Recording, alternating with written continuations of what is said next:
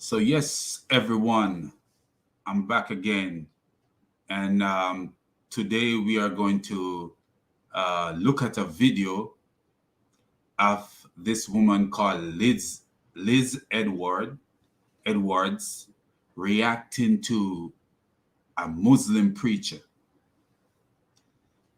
and what I see is a common thing now on YouTube and social media for Westerners to join the bandwagon of people reacting to Islamic video and also to pretend as if they are in support of Islam because they know that their subscribers grow when they pretend as if they're supporting Islam and their views grow. And you will see from the video that I'm gonna share, you will see how much view this lady have, claiming that she's reacting to this preacher, Islamic preacher. But you will see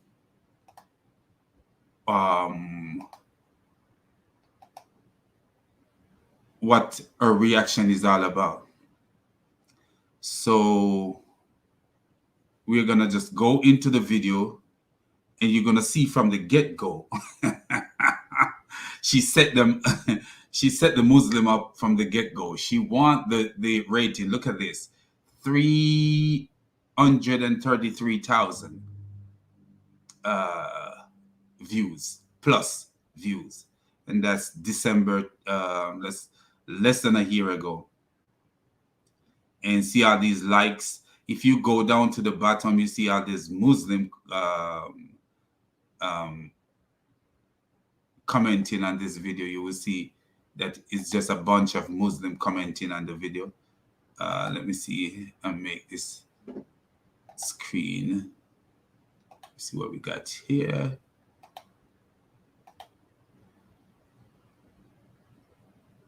Okay.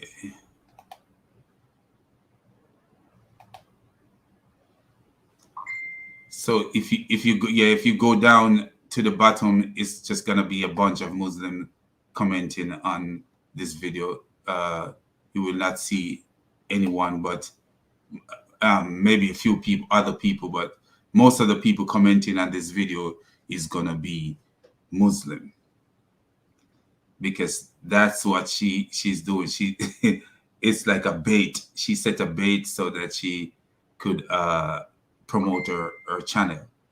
So let's get into the video and we see where it goes from there. So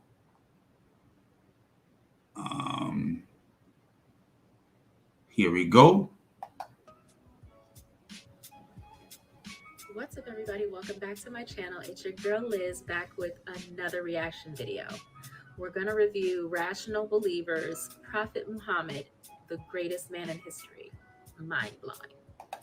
She says mind blowing. I think can be mind blowing when you know about the thing. If the thing is not something that you know about, how is it mind blowing? Did she study Islam? Do you see something is mind blowing to her because somebody said it? Do you see?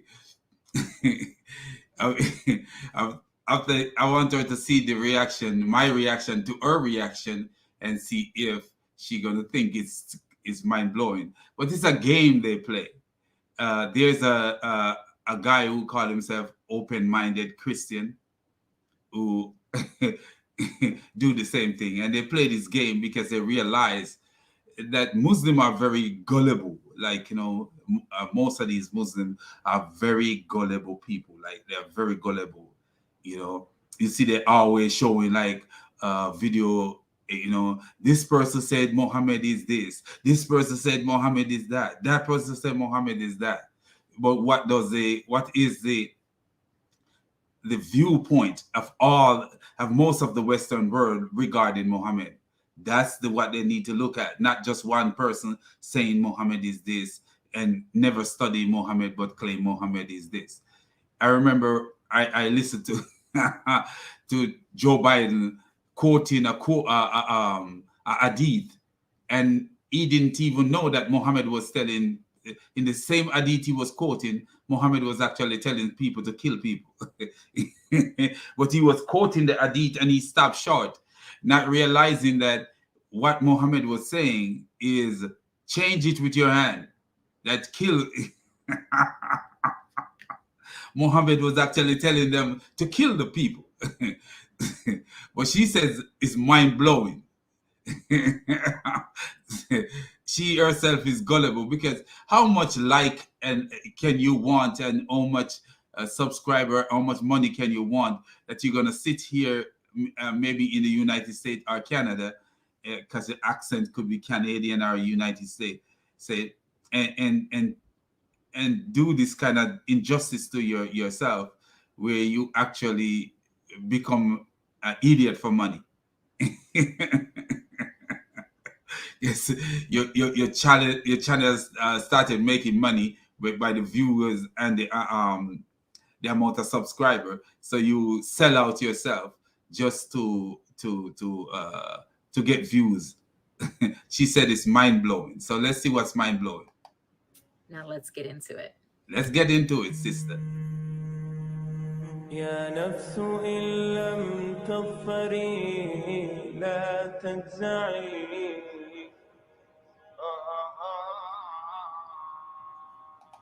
What with them and all this echo on there?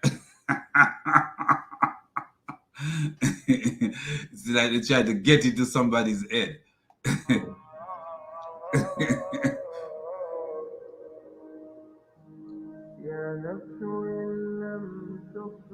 A man by the name of Michael Hart. He said, and who was Michael Hart? Michael Hart was a contemporary historian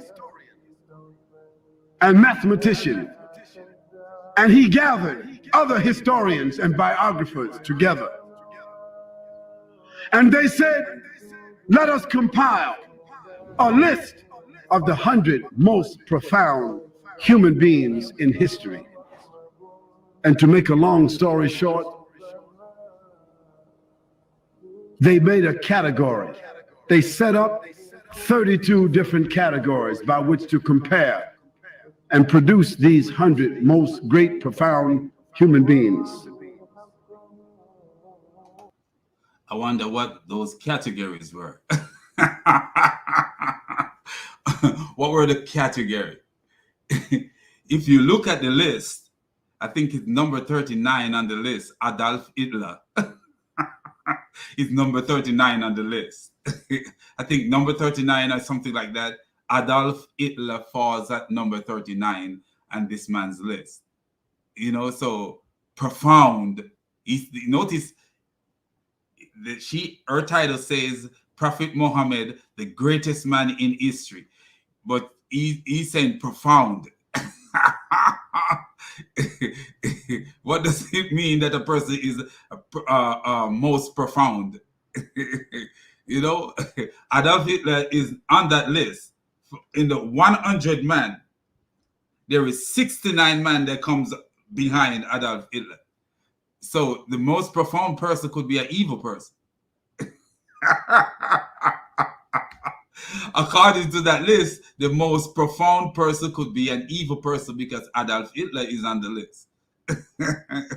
Do you see? So you don't get yourself, the most profound person, the most this, the greatest person. I see these Muslims be always talking about,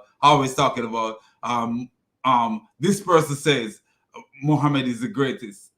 Because a Westerner say Muhammad is the greatest, that means Muhammad is really the greatest. And what you use to measure greatness? What's the yardstick for measuring that greatness? What did Muhammad do to be great? Muhammad was a man that did not step foot out of Arabia. What did he do to be great? What greatness did Muhammad do himself to be great? to be called great. Nonsense, man. And let me tell you what Michael Hart said. He said that Muhammad, sallallahu alaihi wasallam. Did he say salah, salah?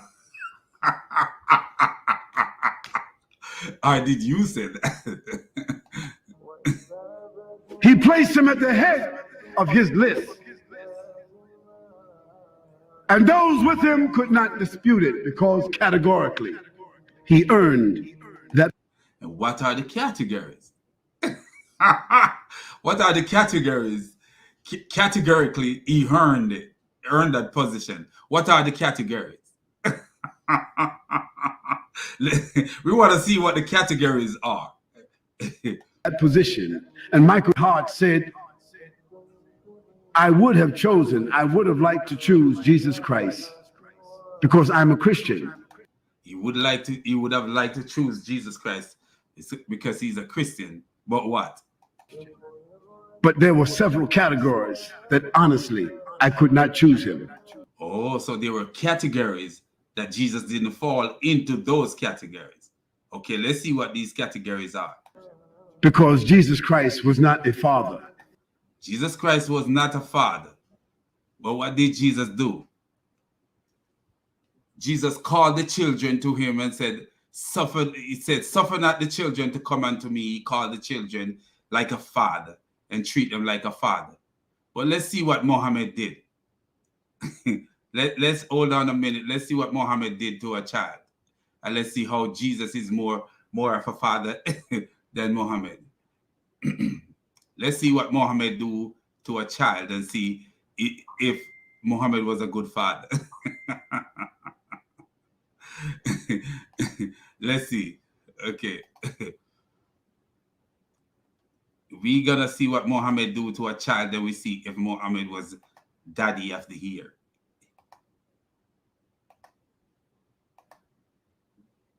Muhammad was daddy of the year, huh?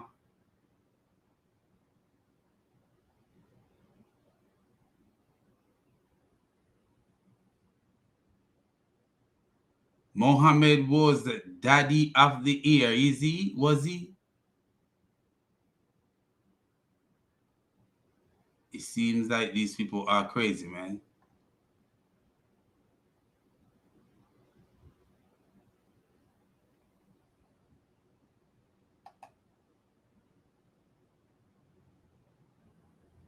Trying to find it. Because Muhammad must be daddy of the year. That's all I could say about Muhammad. I don't know. It could never be nothing but daddy of the year, man. So, this is Aisha Muhammad, Muhammad child bride speaking. This is Muhammad's child bride speaking. Aisha said, the apostle of Allah married to me when I was 7 years old. The narrator Suleiman said, or 6 years old. He have intercourse with me when I was 9 years old. Sunan Abu Dawud, book 11, number 2116. What a beautiful father Muhammad was. Muhammad have sex with a baby, 9 years old. And Muhammad was a beautiful father, so he win the father category above Jesus.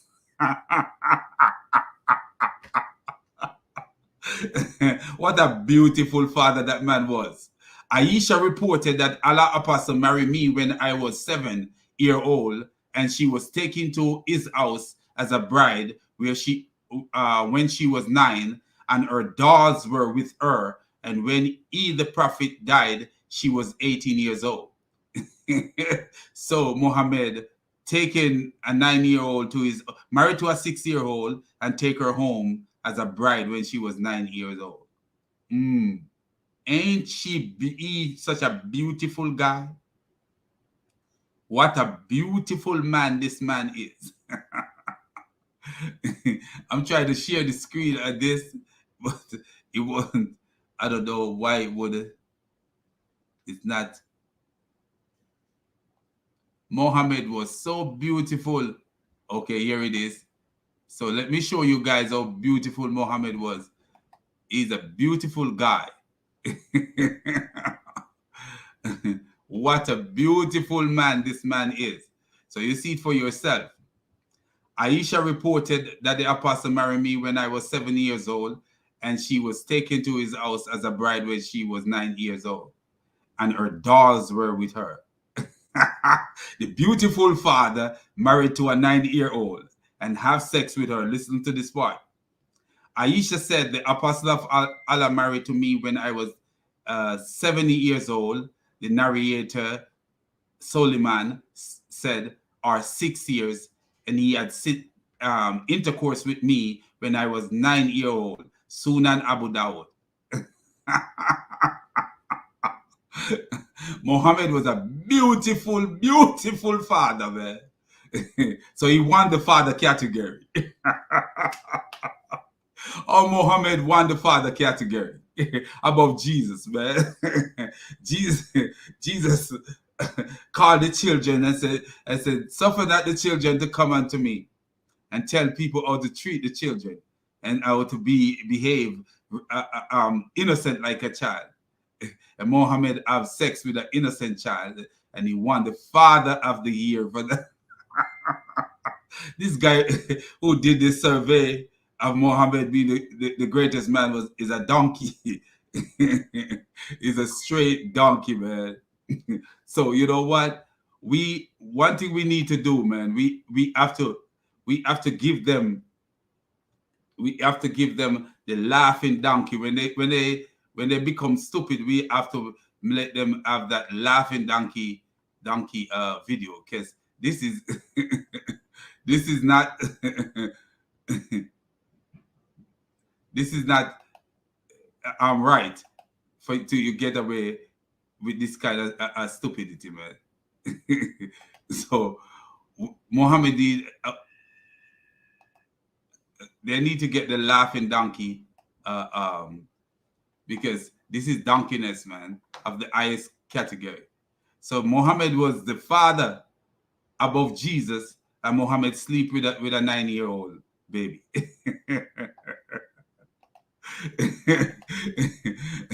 So let's give this guy the donkey laugh, because he seems like whoever did that survey is a donkey. So we gonna make sure the donkey laugh at him. So here we go.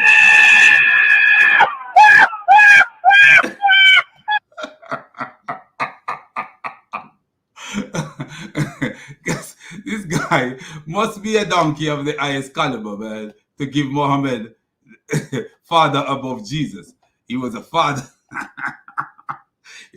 Muhammad even took his adoptive son wife.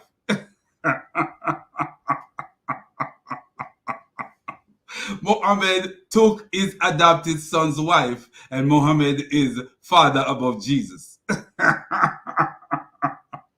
You don't have to be a father to be a father.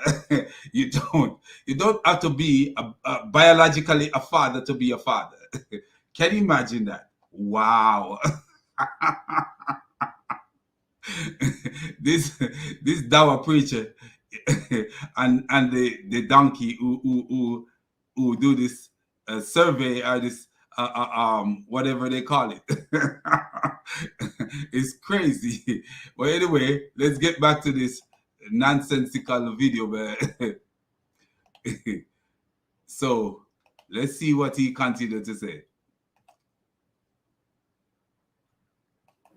Muhammad, he was. Jesus Christ was not a husband. Muhammad, he was. Oh, Jesus was not a husband. Oh, so Muhammad won because there was categories that Jesus was not. Jesus was not a husband.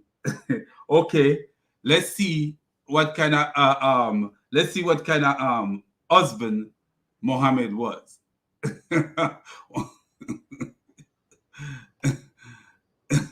Let's see what kind of husband Muhammad was. All right. What if Muhammad was a good husband or he was a donkey of a husband? We're gonna see that. And we're gonna give you the donkey laugh after this one too, because this one is something else. So let's see what kind of husband Muhammad was.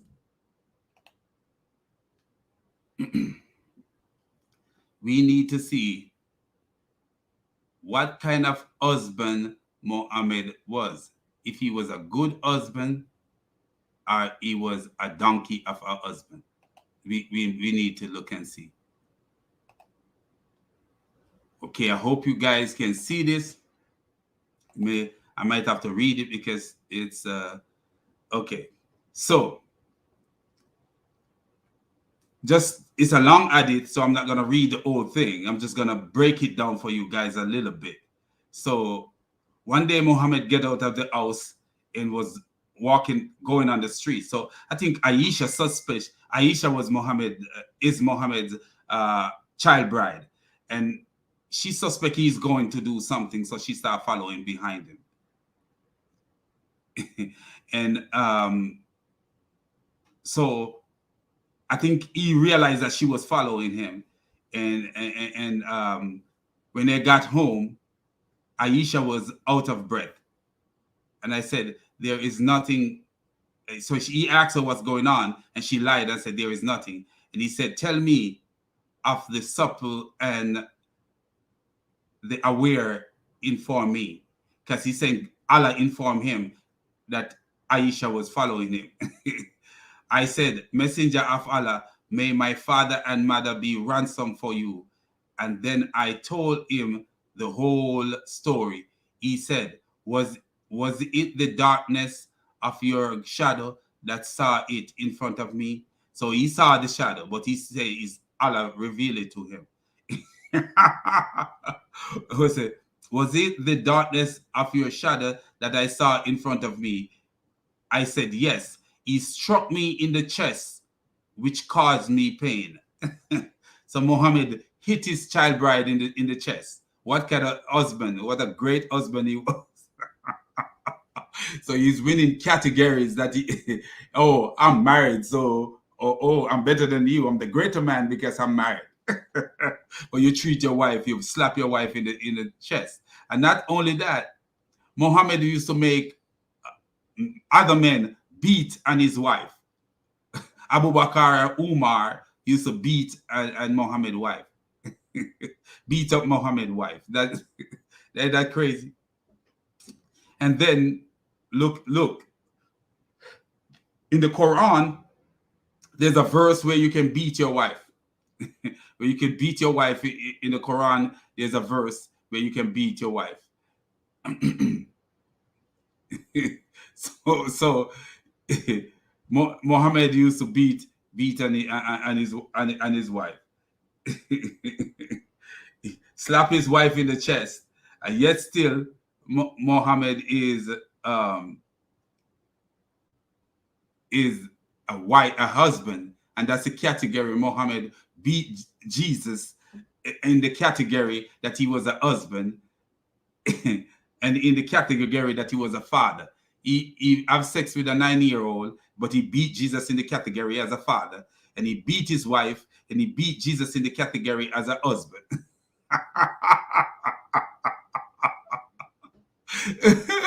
Slap his wife in the chest, and he hurt his wife. But he beat Jesus in the category as a husband. Wow. Let's give a donkey laugh for that one again, because we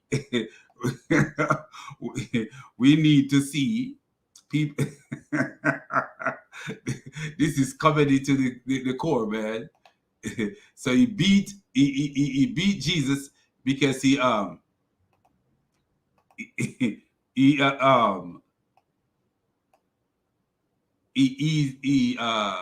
husband, but he used to beat his wife. And he beat Jesus because he was a father, but he has sex with someone else's daughter who was just 9 years old.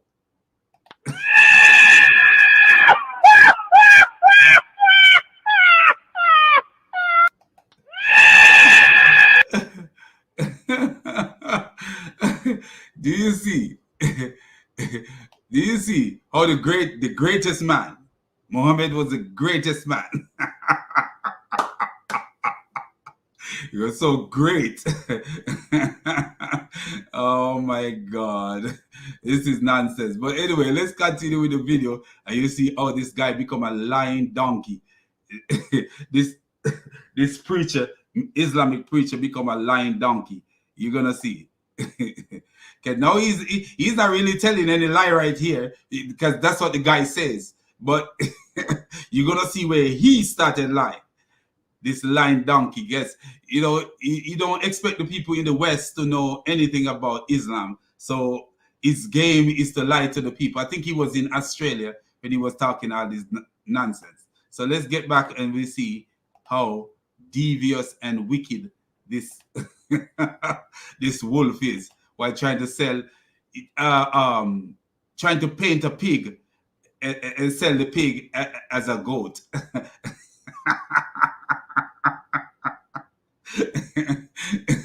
Trying to sell a crow as a turkey. This is how wicked these people are. So, okay, let's get back. Jesus Christ was not a statesman. Muhammad, he was. So Jesus was not a statesman, so Muhammad, he was. Oh, wow. Was Muhammad like Joe Biden? Was Muhammad a statesman like Joe Biden, or was he like Donald Trump? Which one was he like? So, okay, he was a statesman, so he's better than Jesus because he was a statesman. Oh, so the categories, all these categories that they put together to make him a great man. Wow. Was Martin Luther King a statesman? Was he? And what would make a statement greater than a man who is not a statesman? Do you see how donkeyish this guy is, man? Jesus Christ was not a warrior. Muhammad, he was. Is with intellect. Use your intellect to fight war. Muhammad, let me show you how Muhammad fight war. Muhammad was a fighter, what? Muhammad was a fighter. We're going to see something about Muhammad. Muhammad did not fight.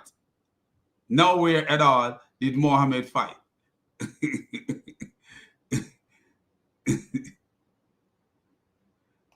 Muhammad did not fight.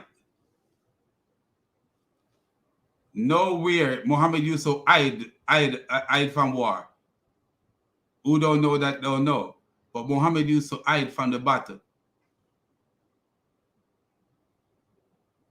Hide from the battle. I will find that one in a minute and show you guys. Okay, here is one evidence that Muhammad used to hide from fighting. Well, let me show you guys where Muhammad used to hide from the battle and let the man fight the battle. Muhammad was so evil. Let me show you how Muhammad was, man. Just give me a minute here. Let me find it. So Muhammad, they say Muhammad was a fighter, a fight battle. Let's see what battle Muhammad was fighting. Let's see what kind of man Muhammad really was when it comes to fighting any battle. Muhammad was a coward. We all know about the Battle of Uhud, and Muhammad did not fight in the battle. So I don't know if you guys could see this real fast. So we're gonna see, make sure you guys can see it. So the people were in this battle. If you notice, Muhammad ordered his army. So he ordered the army to go fight, to go fight, and then he said, they replied, by Allah, we will go to the people that is the enemy and collect our share from the war booty. See this? This is all about fighting people and collecting and collecting booty. But when they went to them, they were forced to turn back, defeated. At that time, Allah's apostle, Allah messenger, in their rear, was calling to them to come back, calling them back. So he was at the back of the bus. And guess what? Only 12 men remain with the prophet, and the infidel martyred 70 men from us. So 70 people were killed because Muhammad is at the back of the battle. He's not up front fighting. Later you will hear that Muhammad was the biggest fighter. He was in the middle of the fighting. But you find out that Muhammad was at the back of the battle fighting. Not fighting, doing it, just riding along, calling them back after he sent them to war. And they got trapped. He called them back. 70 of them already died. Oh man. And so Muhammad was a big warrior. Muhammad was a coward. Look at this again. Let's share something else. We see that Muhammad was a big time coward. Muhammad was not a warrior. Muhammad was a big time donkey and a big time coward.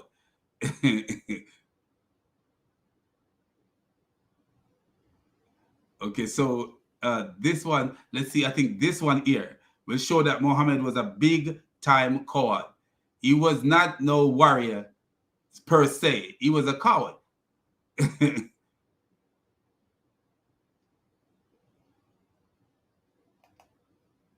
And Muhammad was so evil that there was a point when he was provoking the polytheists. He was provoking the pagans around him and demeaning their fathers and treating them like dogs. So they decided, we're going to kill this guy. So Muhammad, trying to escape, put Ali. Muhammad have he was related to Muhammad in some way. I don't remember exactly how, but Muhammad put Ali in the bed. I'll show you this later. Muhammad put Ali in the bed while he escaped. And these people were coming to kill him. According to the narration, they were coming to kill him, but he put Ali in his bed and then he escaped. He don't care about other people's life. So let's look and see how much of a warrior Muhammad was. Because Muhammad was a warrior. The greatest battle you can fight is with your intellect, not with weapon. So let's look at this and see what Muhammad was. So, okay.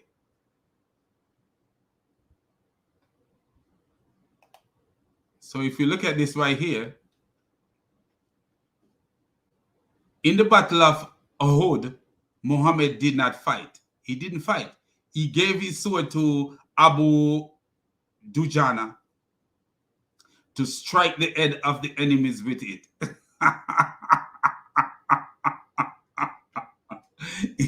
He said, hey, I'm not going up front.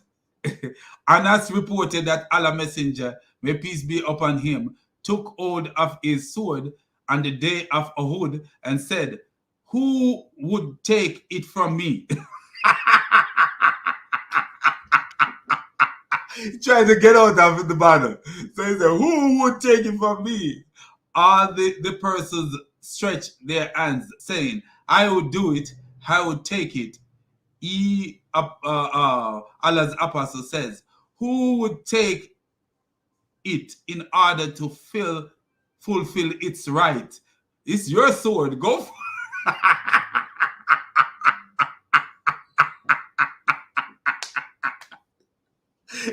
it is your sword. Go fulfill the right with your sword. Muhammad was a donkey, man. Then the people withdrew their hands. Simak Simak B. Karasha Abu Jana said, I am here to take it and fulfill its right. He took it and struck the head of the polytheist. Do you see this? Do you see? Muhammad was such a good warrior, man. Muhammad was the warrior of the century, man. He was such a beautiful warrior. Running. So he run. Here it is, I say, okay. Behind the army unit, Muhammad, in his own words, admit that he used to remain behind the army unit. And this is Sahih al-Bukhari 44. Sahih al-Bukhari 26:44 tell you Muhammad didn't fight. They come later make up story that Muhammad was a fighter. Muhammad was a warrior. Muhammad was a caravan robber who exploit people to get women, capture women for sex and slavery, and capture people for sex and slavery, put money in his pocket. They don't care. Muhammad didn't care, man. And the first one that I quoted was Sahih Muslim 31. 60-40. So these are from Muslim sources. Anyway, let's continue to hear what this naive. No, before we get there, let's show you where Muhammad almost got this man killed. Because he was such a coward and didn't care about people's life. So he almost got this man killed.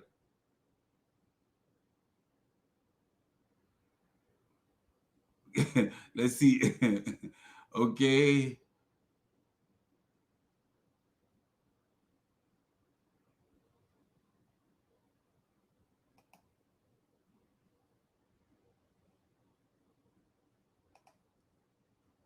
Okay, here we go. So I'm going to show you how Muhammad was such... The beautiful warrior Muhammad was an evil man. Let me show you how. This guy was evil. So we need to let a donkey laugh at Muhammad, man, because we show you what kind of person Muhammad was. So here we are. Okay, let's see if you guys can see this. Okay, I read. So Abu Bakr was similar in form and instructed to make the necessary preparation for the flight. So Muhammad is running from his enemies for the flight. After which the Prophet PUB returned to his house. Shortly after dusk, all the selected youth of the Quraysh laid siege to the house of the Prophet PUB, whatever, PBUH. So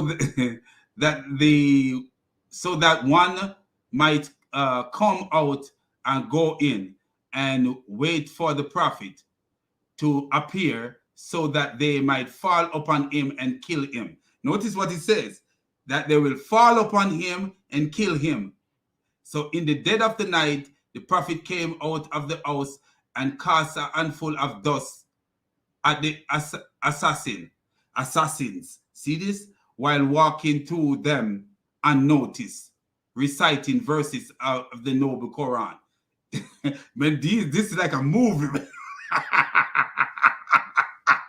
You know, throw some dust in the air and just walk through. That's like a James Bond movie. No, he ran, and look what he did. The assassin who laid siege to the house were waiting for the 0 hour, 12 o'clock at night. when someone came and informed them that the Prophet had already left, they rushed in and to their utter surprise found that the person lying in the Prophet's bed was Ali, not Muhammad.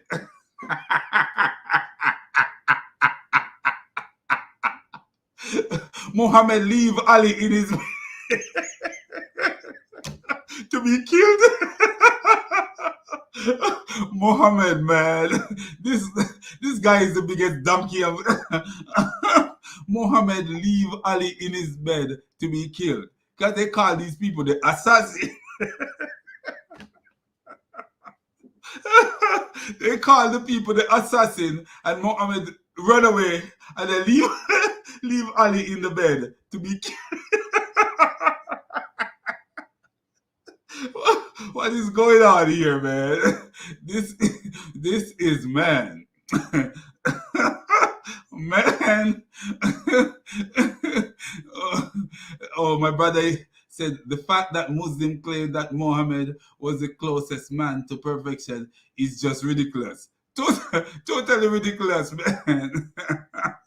Do you see what Muhammad did? Muhammad run and leave a man in his bed, knowing that there's assassin coming to kill him. He run away, leave a man in his bed.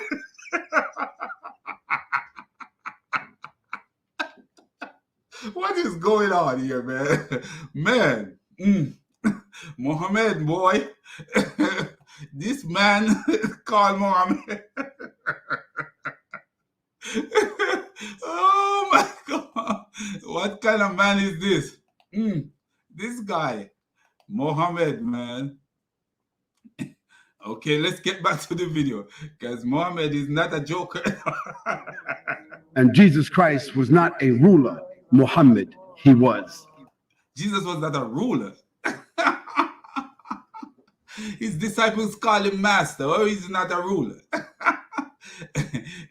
And Jesus says, all authority in heaven and earth is given to me. Jesus is a ruler of everything that goes on. He have control over everything that goes on in the universe. How is he not a ruler? Even over Muhammad. Jesus was not a ruler. Oh my God.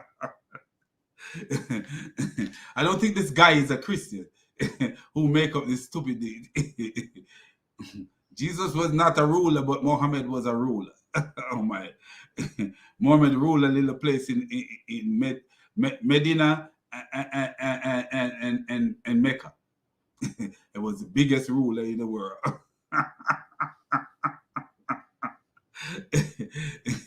As I tell you, Adolf Hitler is on this list.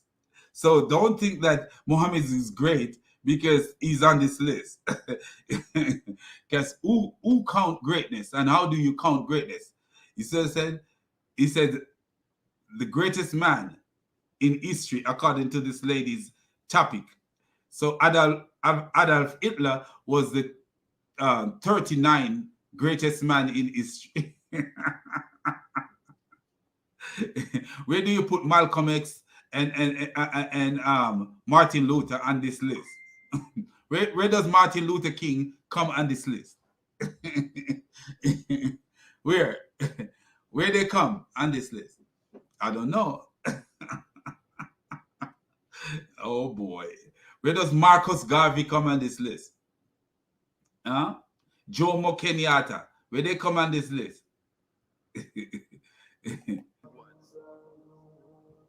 And so Michael Hart and his other collaborators, they said, the greatest human being that has impacted history and all annals of documented history, it had to be Muhammad sallallahu alaihi wasallam. Greatest. As I said, I can't take that that Muhammad don't impact history. Yes, he do, but in a negative way, not a positive way.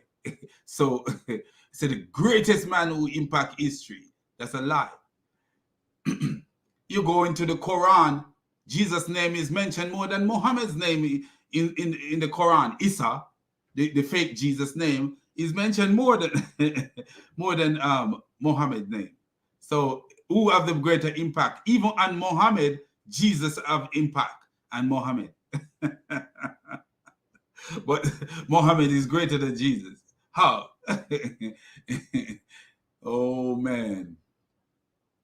Jesus' mother name is mentioned in the Quran. Muhammad's mother name is not mentioned in the Quran. You know, do you see who have more impact? The one who have more impact is the one who have impact in Islam and also in the Western world. Who have more impact? Muhammad or Jesus? Jesus have more impact. We don't see people Christian trying to find Jesus in the Quran and worried about Jesus in the Quran. No, but you see all these Mohammedan worried about Jesus and what Jesus say and what Jesus didn't do. And what because Jesus is more meaningful to them than Muhammad is to us. Muhammad is nothing to us. So you don't make no impact. Impact on who? Negative impact. What Muhammad do is negative impact. And as we continue, we will show you. And that statement you will find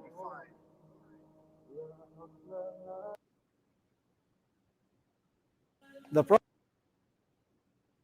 ﷺ said, whoever puts the Quran in front of him, it will lead him to Jannah. Today we are asking you. Okay, I'm going to put the Quran in front of me and see if it will lead me to Jannah.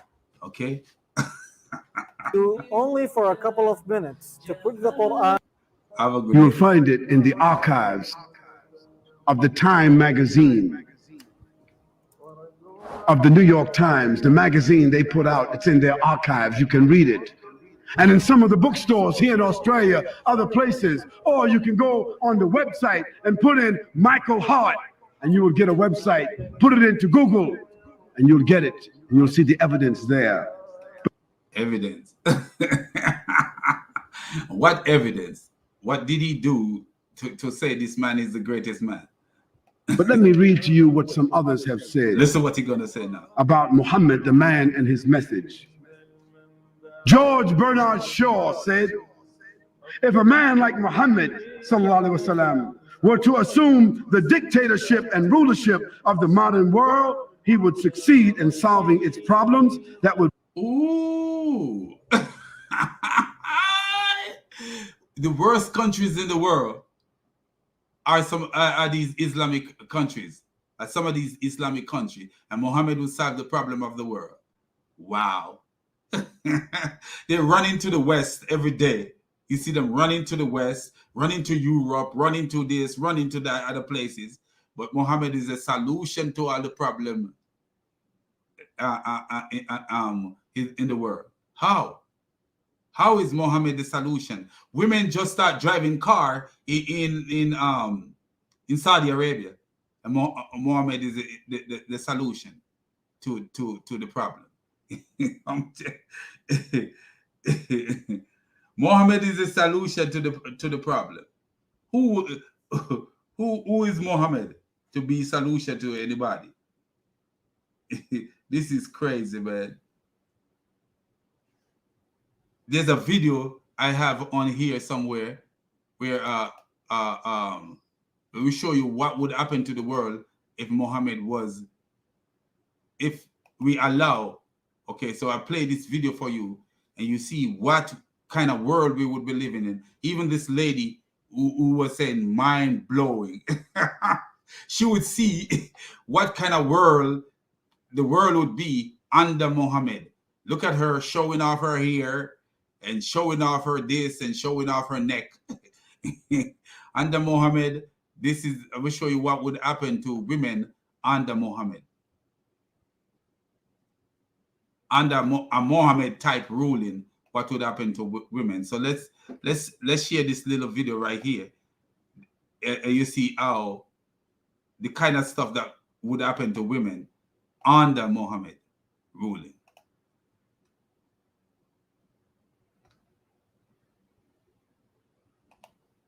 This is the kind of thing that would happen to women. Watch this.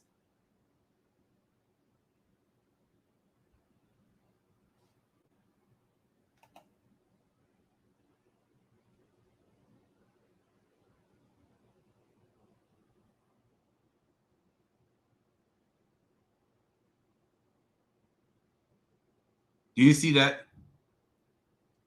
You see what just happened right there? all because this lady was not wearing an hijab, the covering over her. She was not properly covered. And the first thing you see a man do in front of another man, walk with somebody else's wife or somebody else's daughter and kick the woman. And you see what happened here. He says, watching this video made me very angry. So the reporter is saying, watching this video make her very angry. In broad daylight in Iran, a woman walking in the street physically harassed by a pro-regime vigilant due to her hijab. So she wasn't wearing her face cover. Next time they tell you compulsory hijab is a small issue, show them this video. So you see, this is what would happen under Mohammed regime, because Muhammad made the law that women should be covered. And how did this law come in place? Muhammad have a wife called Sada, and Sada was a tall woman, and she went to use the toilet one night. And maybe it's a primitive society, they maybe use the toilet outside. They maybe just go to an open area and use the toilet there. So Muhammad have a friend called Umar, saw Sada using the toilet and said, Sada, I saw you. Don't think that I don't recognize you, paraphrasing. So he went to Muhammad and said, you need to cover your wife, and maybe tell Muhammad the full story of what happened. Muhammad claimed there's a Quran verse came down to him, and then all of a sudden women have to start covering themselves. Just because someone see his wife naked or wherever, women have to be covered now. And this is what happening to women just because Umar told Muhammad to cover his wife. And all of a sudden, Muhammad say he get a revelation to cover women. So you see, but this woman, she stand up for her own, and she still fight, because that's wrong. So you see the abuser abusing her, and she may be somebody's husband, somebody's wife, or somebody's daughter. I'm sure she's somebody's daughter, but she may be another man's wife, and you beating up another man's wife on the street.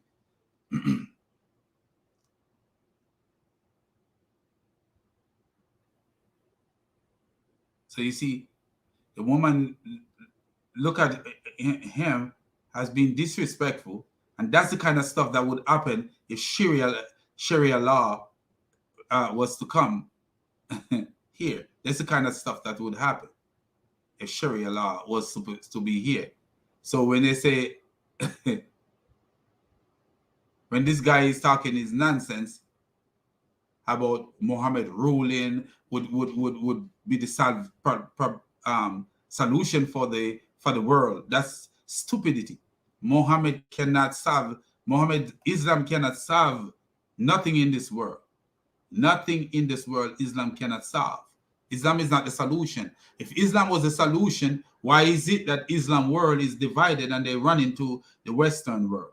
Why is it they come into the Western world, but they come to the Western world and then they try to turn the Western world into Islamic world? In UK, 15, I think they say 15% of the people. I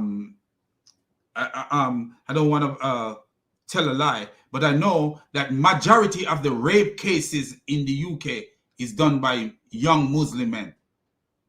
Majority of the rape cases in the UK is done by young Muslim men, because some of these countries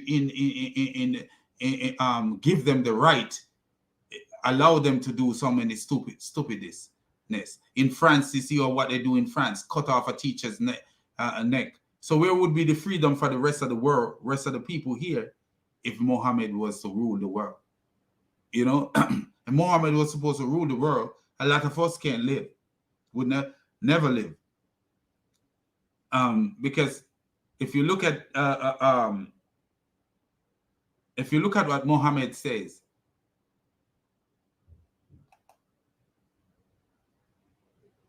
look at what Muhammad says. I'll show you something that Muhammad says. I see Muhammad was a very evil person. At least people talking about Muhammad and what Muhammad ruling the world. Can you imagine that? If Muhammad was to rule the world, and if Muhammad is the solution for the problem in the world. Like, oh my God. These people are crazy. So let's look at what Muhammad said. Okay, so let's share this so you guys could see.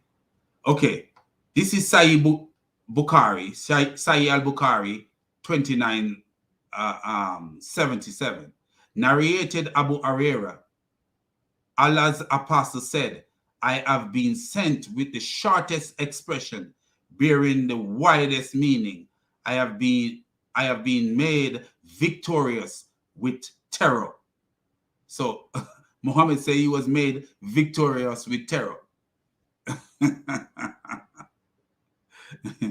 You see? Yep. He was made victorious with terror. Let's go to the Quran and we see what the Quran says.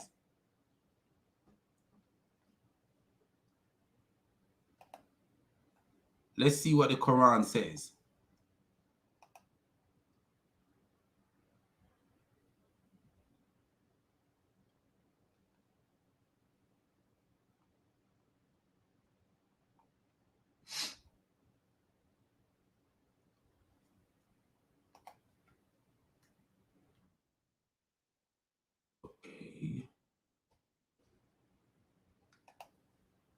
So let's show you what the Quran says right here.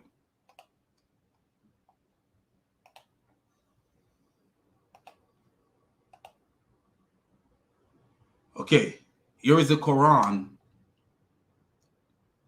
And this is Quran 8, verse 39. So this is Quran 8, verse 39. Quran 8, verse 39. He says, a translator is Muhammad Sawar. Fight them so that idolatry will not exist anymore and God's religion stand supreme. So anybody who is considered an idolater, a Christian is considered an idolater, you are supposed to fight them. Fight them until idolatry will not exist anymore and Allah's religion stands supreme. We go to Mushin Khan, he said, fight them until there is no fitna, disbelief, or polytheism, that is worshiping other than Allah. So you see, Muhammad was telling people to fight people until the only religion on the face of the earth is Islam. That's literally what he was saying. Fight them until the only religion that exists is Islam.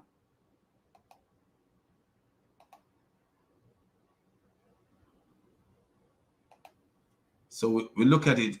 It says, and worship, okay, and the religion worship will all be for Allah alone.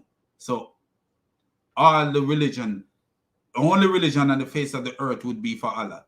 So this is what would happen if Muhammad was supposed to rule the world. Some of the crooked translators, they say until there is no persecution.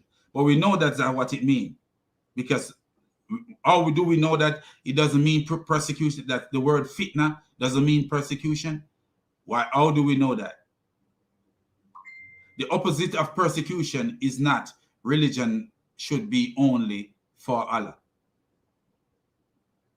The opposite of persecution is not religion should be only for Allah. There could be persecution without religion being. There could be no persecution without religion being only for Allah. So he's saying, fight them until all religion belong to Allah. So what is the opposite of all religion belong to Allah? It's to wipe out all other religion. It's just common sense. But some of the translator, modern translation, will tell you it means to fight until there is no persecution. But that's not, the opposite of persecution is not all religion belong to Allah. So you see, Muhammad Sarwar is right. He said, fight them until idolatry will not exist anymore and God's religion will stand supreme. And when you look at what Mushin Khan says, he said, and fight them until there is no more fitna, disbelief, or polytheism. So you fight anybody who disbelieves in Allah. And then he says, and the religion, worship will all be for Allah alone in this world. He actually have it in the old world. He actually put it in the old world. I want you guys to see this, that he actually put it in the old world. Here is Mushin Khan. He says, in the old world. So this is the idea of Islam. And when we look at, I think it's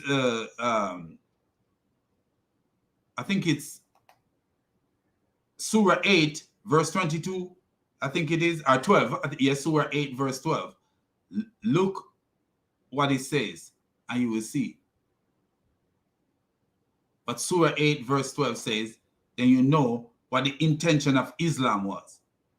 So the intention of Islam, I will cause terror in the heart of those who disbelieve. So strike them upon their neck and strike from them every fingertip. Do you see that? So that's the idea. People disbelieve in Muhammad. Muhammad killed them.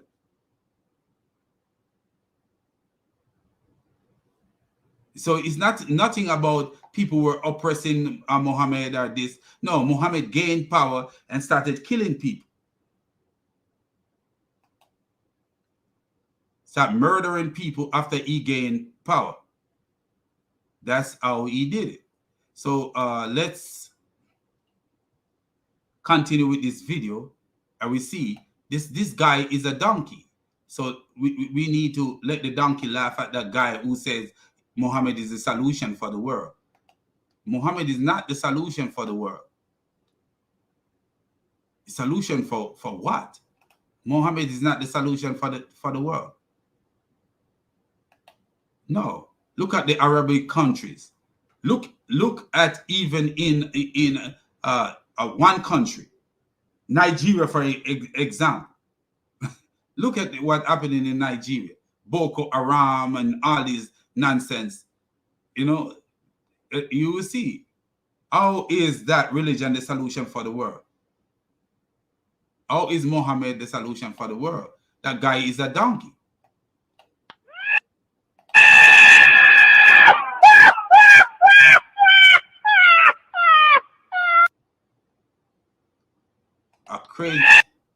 That guy is a crazy donkey to be thinking that Muhammad is the solution for the world. Solution for what world?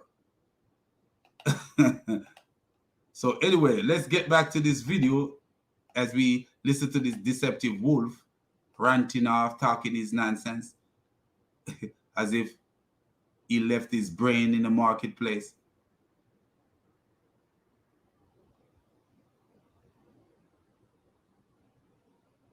Okay, so let's go. Bring it much needed peace and happiness. Ooh, peace and happiness. Do you hear what this guy said? So Muhammad would bring much needed peace and happiness. I'm going to show you something I'm gonna show you something that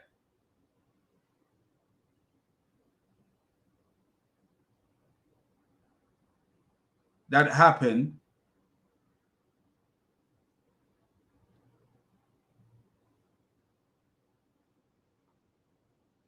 Okay, let's look at this real fast. Since this guy said Muhammad would bring peace and happiness, let's look at something.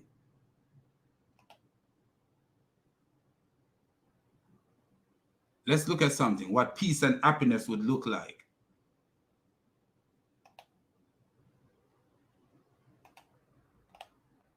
So the first thing I'm going to show you guys is a Quran verse. And you think about that when you're thinking about peace and happiness. Let me make sure I can read it from here. I don't know if you guys can see it. But this is Surah 3, verse 34. Sai International.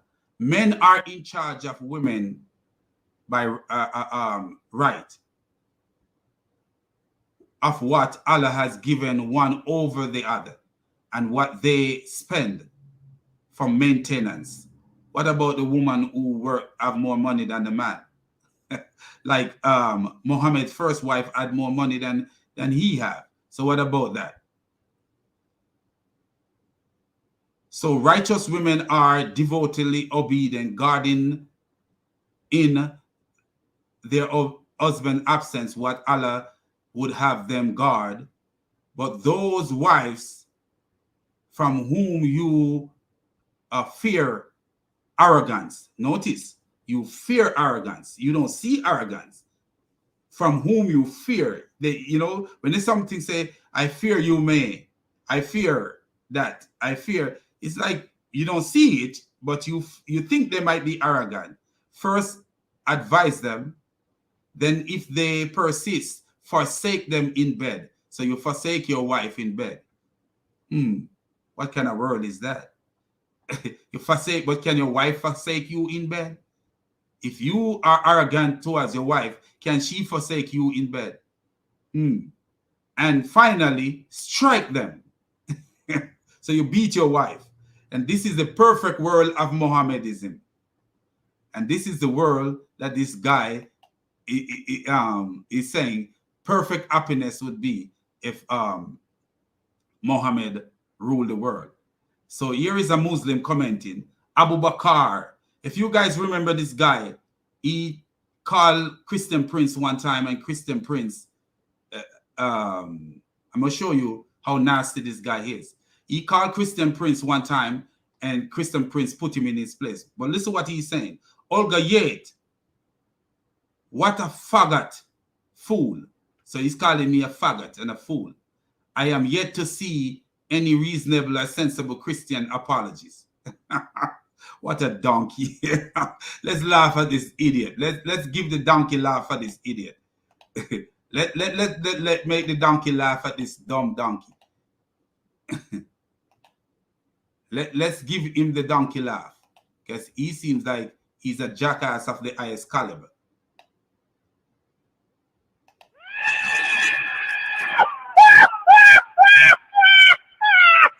Even a donkey laughing at you, you dumb donkey.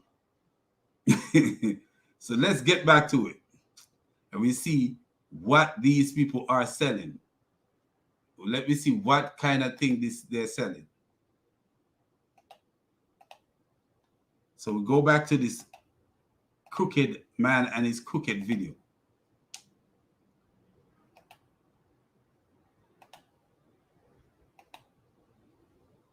Okay, so we see wife beating.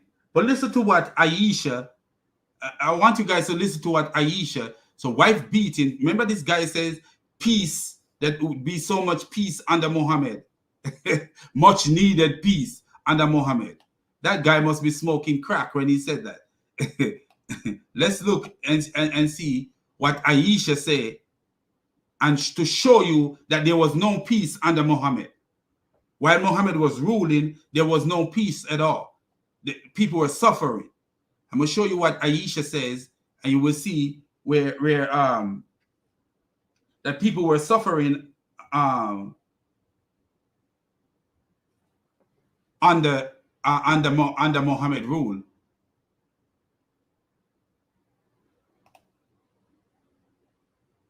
So we see where Muhammad beat Aisha in the chest, hit Aisha in the chest, and we also see where the Quran says you can beat your wife.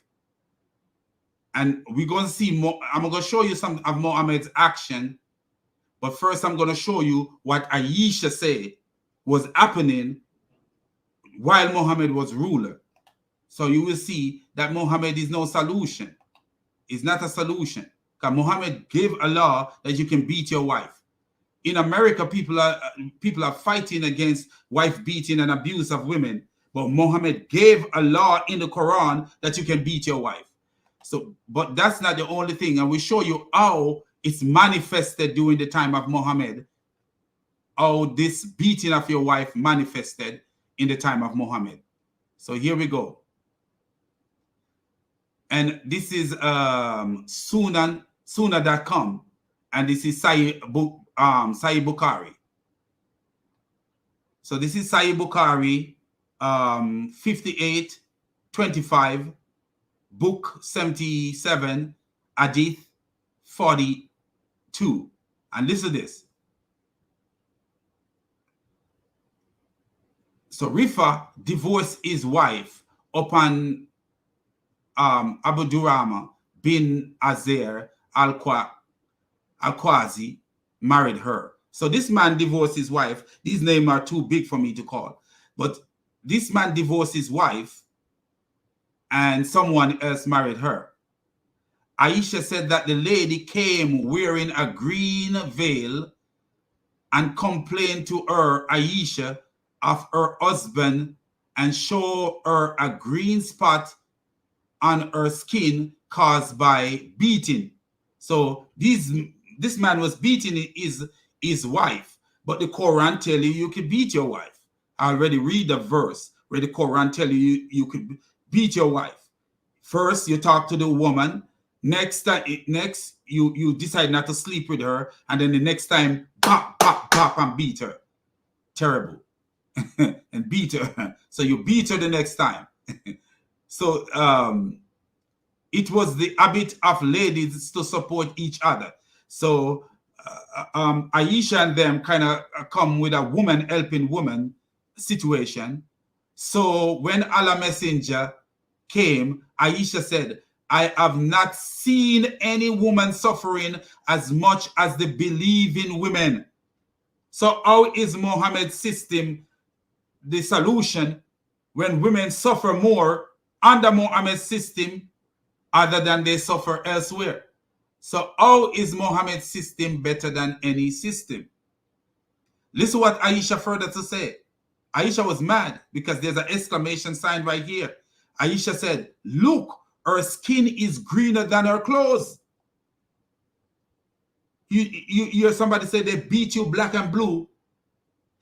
The women was beaten till they're green. And as a nurse, I can tell you that when somebody fall or hurt themselves, after a while, the bruise have a greenish yellow color. So if you see a greenish yellow color on a person, what is that telling you? That there's old bruises on that person. So the woman come complaining, but then she have old bruises. So she's constantly being abused. So when Abu Rahman heard that his wife had gone to the Prophet, he came with his two sons from another wife. So his two sons came from another wife, not from this woman. But listen, how Muhammad was a donkey. And this is the man that they say should rule the world. She said, by Allah, I have done no wrong to him, but he is impotent. So the woman said he is impotent, meaning he doesn't have erection. He can't do nothing. And is as useless to me as this, holding and showing the fringe of her garment. She said he's as useless as a thread. Abu Rahman said, By Allah, O Allah's messenger, she has told you a lie. I am very strong and can satisfy her, but she is disobedient and want to go back to Rafi. Allah's messenger said to her, is that your intention? Then know that is unlawful for you to remarry Rafi unless Abu Bakr has had sexual intercourse with you. Do you see how Muhammad is a donkey?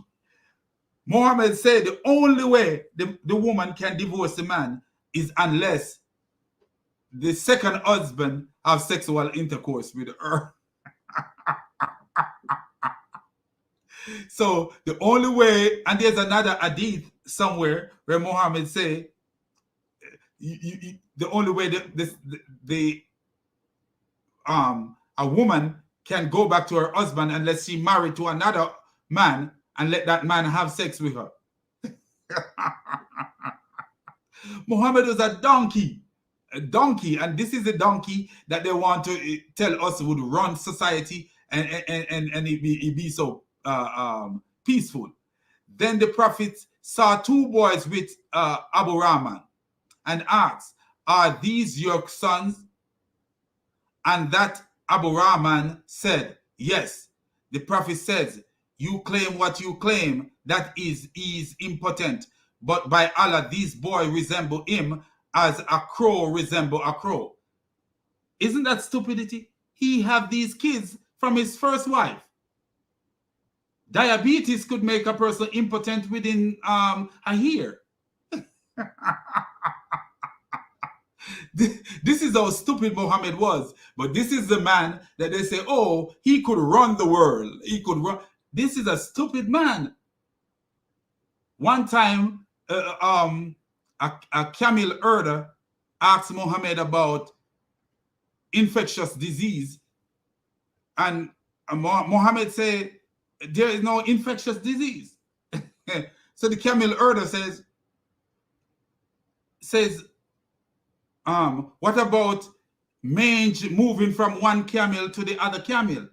Because mange is infectious. Dogs have mange. And if you put an infectious dog with another dog, they end up catching that mange. Muhammad said, who infected the first one? That's the man, the wise old Muhammad that you want to rule the world. So you see how stupid this is. So women were being beaten. And not only that, let's look at something that Muhammad did. Let's look at the kind of person that Muhammad was. I'm just going to read this for you and tell you where it come from. So, when the event of Badr was over, was over, Allah revealed the 8th surah, the spoil of war. So here it is. Muhammad fight these people, and then now he got a revelation about spoil of war, how to share what he stole from the people. It is entirely, in its entirety, the two armies met and Allah defeat the Meccans. Notice who he defeat? The Meccans, his own people. So Muhammad was fighting his own people. 70 of them were killed and 70 were taken captive. Abu Bakr said, "Oh, Prophet of Allah, these are your people, your family. They are your cousin, fellow clansmen and nephews. I think you should accept ransom for them so that what we take from them will strengthen us." So Muhammad was robbing his own family. He robbed his own family. He bothered the people ran him away, and he went to Mecca, went to Medina, came back with strength, and here he is robbing his own people. Ransoming. Look what he said, ransom them. So in order for people to get back the people who they capture, can notice what he says, and 70 were taken captive. In order to get these people back, guess what? you have to pay Muhammad to get them back. All this evil after Jesus says, love your enemies. Matthew 5, verse 44. And yet still, Muhammad is the greatest man alive. And even Paul said, do not repay anyone evil for evil. Romans 12, verse 17. And Muhammad is the greatest man ever live. Give him a round of applause, or let's hear the donkey laugh of him. What do you want to hear? The donkey laughing at him, or you want to give him a round of applause? What should we do for Muhammad? Muhammad was a donkey. An evil, conniving, wicked donkey. So let's go back to this video. But you know what? There is something that I want to show you guys. There is something I want to show you guys. The kind of person Muhammad was. When you see these people telling you that Muhammad was a nice person. Muhammad used to provoke people, provoke the Jews. So we show you how Muhammad used to provoke the Jews. And you see that Muhammad was not a nice person at all. He was not a nice person. He killed the Jews. He provoked the Jews.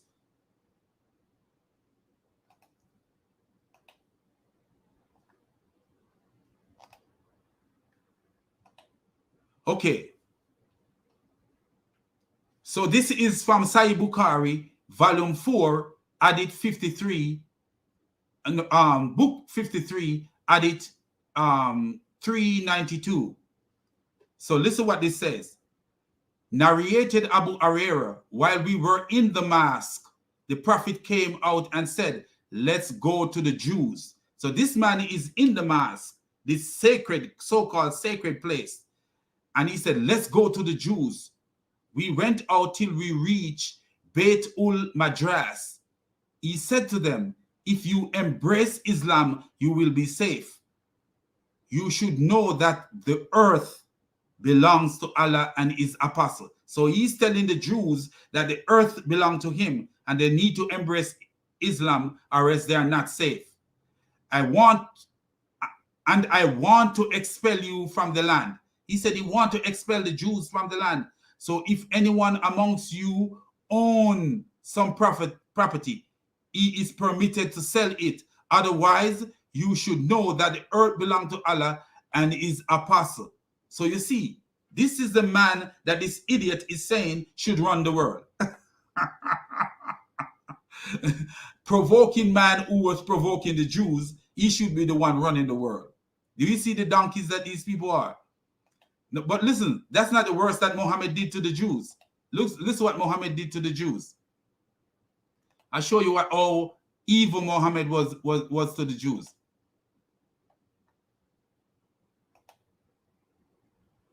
Here we go. We're going to look at this real fast. I show you that Muhammad was an evil man and treated the Jews like dogs. And that's why that Jewish woman poisoned him.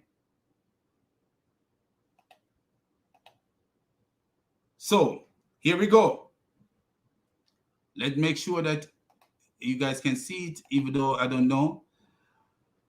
The apostle said, kill any Jew that fall into your power. Up and away. Kill any Jew that fall into your power. For what reason? Thereupon, Mu'ashia leapt upon Ibn Sunay, a Jewish merchant, with whom they have social and business relations, and kill him. So this Muslim kill a Jew for no reason. A Jew, a business partner. Uesha was not a Muslim at the time. So this other guy. So one is Uesha and one is Uweshia. Though he was the elder brother. So there is two brothers. One brother killed the Jew and the other brother was the elder brother. And when Muesha killed the Jew, Uesha began to beat him, saying, "You enemy of God, did you kill him when much of the fat on your belly comes from his wealth?" Muhesha answered, "Had the one who ordered me to kill him ordered me to kill you, I would have cut off your head." Do you see this? This is the perfect Muhammad who should run the world. And he beautiful. He's a beautiful guy. He's a beautiful guy. If you can find him, take him home to your mama. If you can find him, take him home to your mama. Edwin Rivera, you're a Jew? Okay. So do you love Muhammad? Okay. So let's show you something else that Muhammad... no, let's get back to the video, because the guy is going to say something that I want to show you how deceptive this wolf is. He's about to start lying now. His lies are going to... He's ripening, getting fit to get ready for his lying. So here we go. Here is the video. Michael Hart said, "My choice is Muhammad. To lead the list of the world's most influential persons may surprise some readers and may be questioned by others, but he was the only man in history who was supremely successful on both the religious and secular levels." Successful. What do you call success? What do you call success? Is what I'm reading to you success? You could be a leader, a religious leader. You could be all that stuff. Moses was a religious leader and did way more than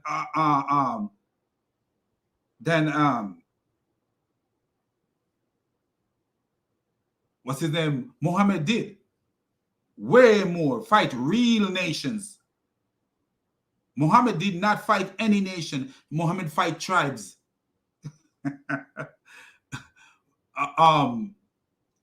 Moses fight nations. What about David? David fight nations and was a religious leader. So what did Muhammad do? Naive people spread Islam. After Muhammad died, naive people spread Islam. That's what happened. So let's listen to this wolf continue. Said in little more than a year, he was actually the spiritual, nominal, and temporal ruler of Medina, with his hands on the lever that was to shake the world. Is that true? That's not what the history says. In less than a year, he was the ruler of Medina. That's a lie. Billions of Muslims all over the world throughout the last 1400 years have accepted the religious teachings of Muhammad sallallahu alaihi wasallam. An illiterate, often brought up in the harsh desert. Was Muhammad illiterate? Was Muhammad illiterate? Muhammad was not illiterate. He was not illiterate at all.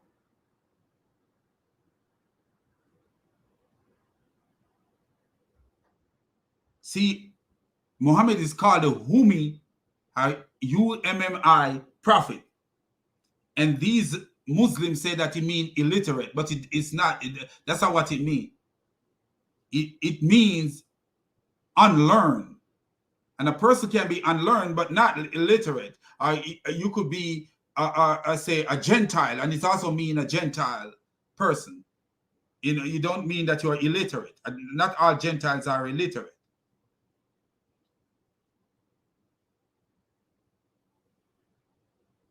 So I'm trying to find where on this thing I have this.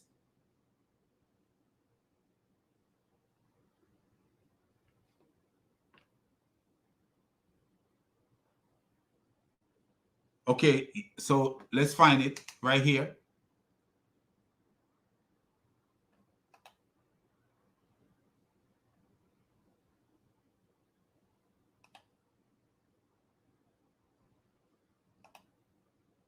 Okay, so Muhammad was not illiterate, and that's what they use to make it look like Muhammad was greater than what he was, to say that he was illiterate, but he was not. He was not illiterate, and we show some things just to show that Muhammad was not illiterate at all.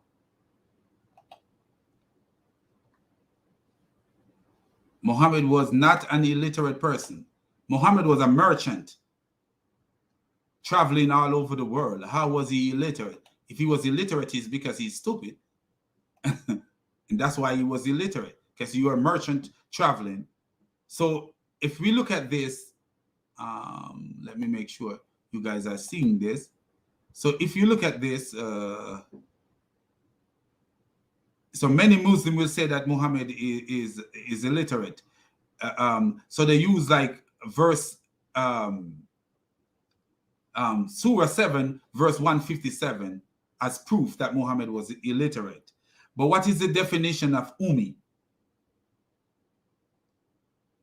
So the Ummi can refer to a Gentile or someone who is not familiar with the law of Moses. So Muhammad was not illiterate. And why would God choose someone who is not familiar with his law to be a leader? Where have we seen God choosing people who don't know nothing about his law to be a leader? This is how stupid this is. So, but let's look and see if Muhammad was illiterate. He was not. He was not illiterate at all. So if you look at the meaning of the word Ummi, you could see it means different people. Mean Gentile, heathen, one not having a revealed scripture. You know, so it have so many meaning, and applied by those having a revealed scripture, particularly Arab. So you see, the word does not mean that he could not read, but these people are selling a lie. So meaning a Gentile distinguished from an Israelite. It also could mean an illiterate, but Muhammad was not illiterate, because Muhammad took a pen and paper to write. They said, Muhammad, write a divorce decree.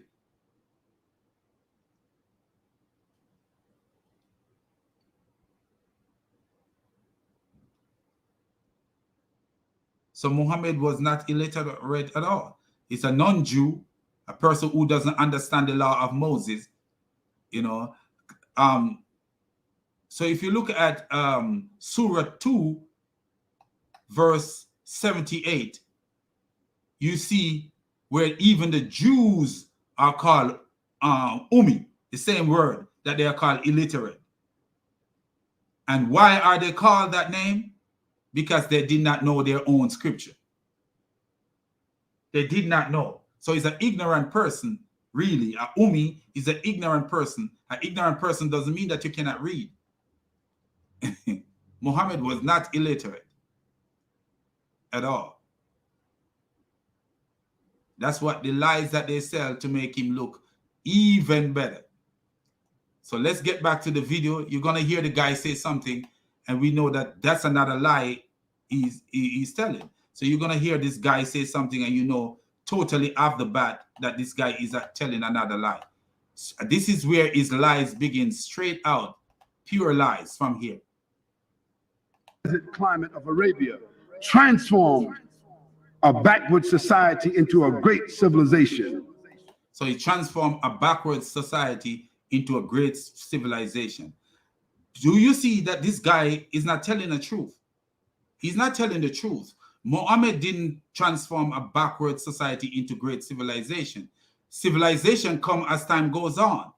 It have nothing to do with Muhammad making these places civilized, because these people still have superstition where that Muhammad leave them with. that they need to close their door at night because the jinn come in and will kidnap their children, and that Satan sleep in people's nose, and Satan urinate in your ear.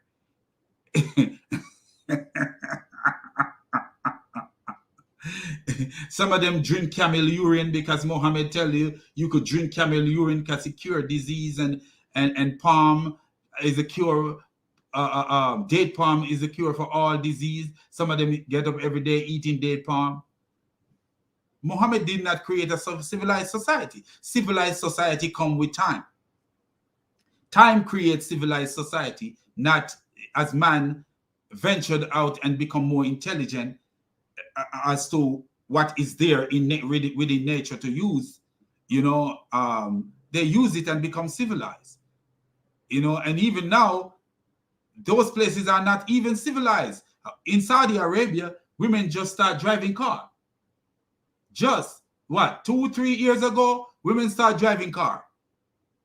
They're not civilized there. They are not civilized. So let's so he said turn it into a civilized world, but we realize that no, he actually put it backward, because according to Aisha said she haven't seen anyone suffer as much as the believing women. That means the people who were living there were not living that dirty life that Muhammad caused them to be living, beating their wives and doing all that stuff. And killing people for no reason. That's a civilized world where you say, kill any Jew that fall into your hand. Is that civilization? Is that civilization? This guy is a donkey. Let me make the donkey laugh at him, because it's about time we have the donkey laughing at this guy, because he's getting out of hand. He can't get away with this. The donkey must laugh right here. So let's have this donkey laughing at this idiot. How are you going to say something like that? That Muhammad create a civilized world? No, Muhammad didn't create no civilized world. Civilization come with time.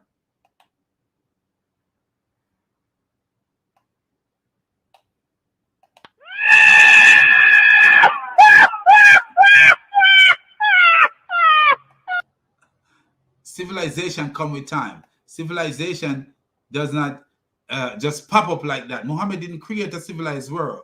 And I will show you something that just to show you that Muhammad world was not civilized. And this guy is just a liar of the highest caliber. Muhammad world was not civilized. The Christian world was more civilized. And we show you with evidence that something happened in Muhammad's time, and show you that Christians were more civilized than Muhammad was. Watch this. Let's read this for you guys, so you will see what history says, different from what this idiot is saying.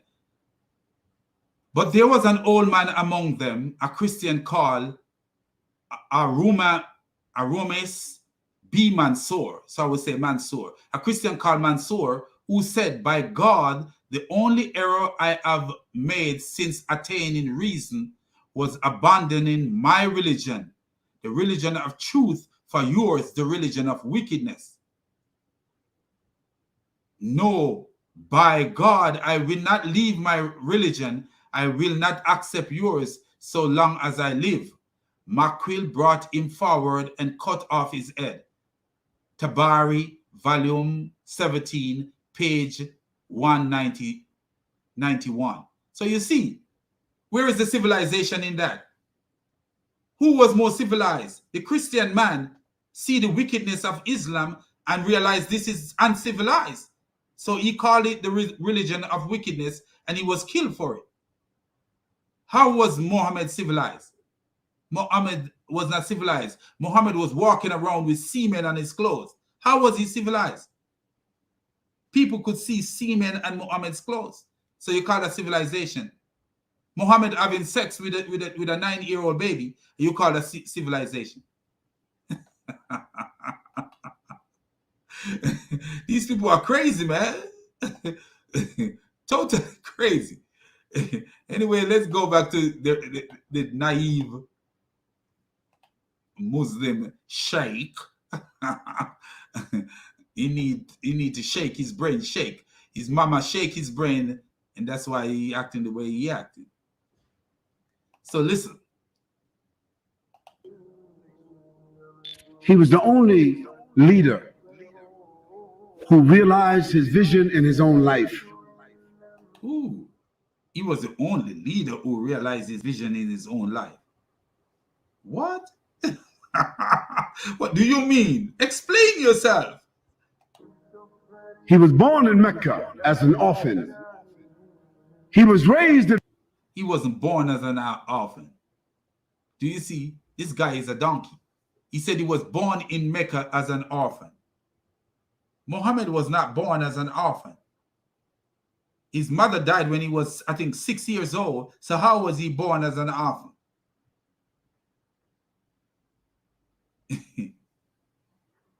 Do you see this guy that's telling the truth? Muhammad was born when 4 years after his father died, according to some history. Muhammad was born 4 years after his father died. And then he was born after 6 years after his birth, his mother died. There was a time when his mother was curious that he have some mental problem, that he's possessed by a demon, and his mother asked his wet nurse, the Bedouin who breastfeed him, if she thinks that he is possessed. So how was he born an orphan? He wasn't born an orphan. That's a lie. Mecca. He was driven out of Mecca. He was punished. Why was he driven out of Mecca? Huh? Why was he driven out of Mecca? Why? He was driven out of Mecca because the Meccan said that he was being disrespectful to their God.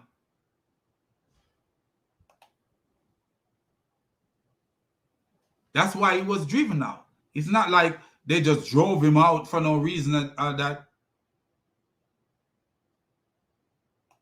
the Meccan accused him of being disrespectful to their God. That's why he was driven out.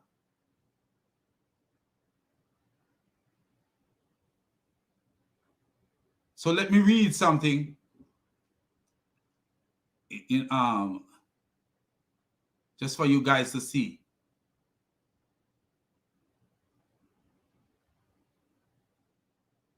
What Muhammad promised the people. Muhammad is calling them, the Meccan, calling the Meccan. And he said, somebody asked Muhammad, what do you summon them to? He asks. Somebody asks. Muhammad replied. He replied, I summon them to utter a saying through which the Arab will submit to them and they will rule over the non-Arabs. Do you see that? So that's Muhammad's vision, was to rule over non-Arabs. That's Muhammad's vision. And Muhammad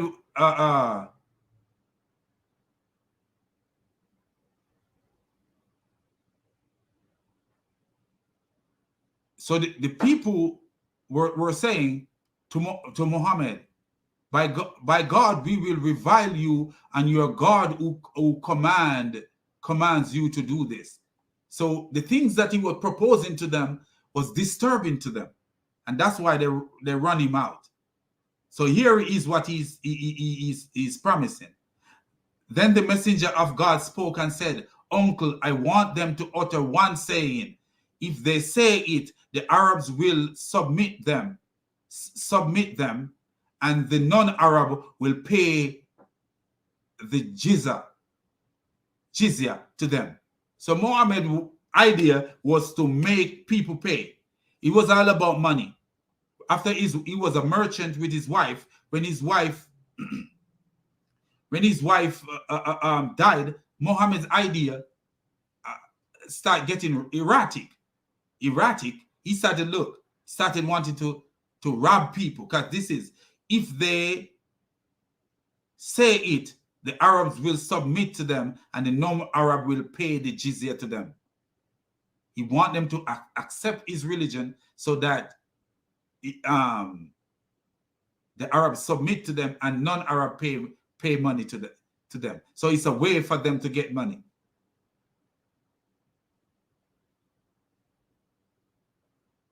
It was a way. So the people were saying, we ask you to forbid your nephew to attack us. So Muhammad was attacking them.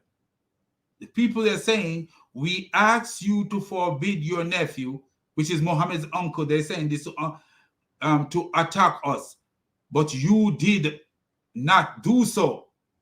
So Muhammad was attacking these people. Listen to what the people said. By God, we can no longer endure this vilification of our forefathers and derision of our traditional values and abuse of our gods. So Muhammad was abusing their gods. Muhammad once told a man to bite his father's penis. So you know that Muhammad was a nasty mouth person. You know he was. So you see the things that is written in history. When he did so, they did not withdraw from him or reject him in any way.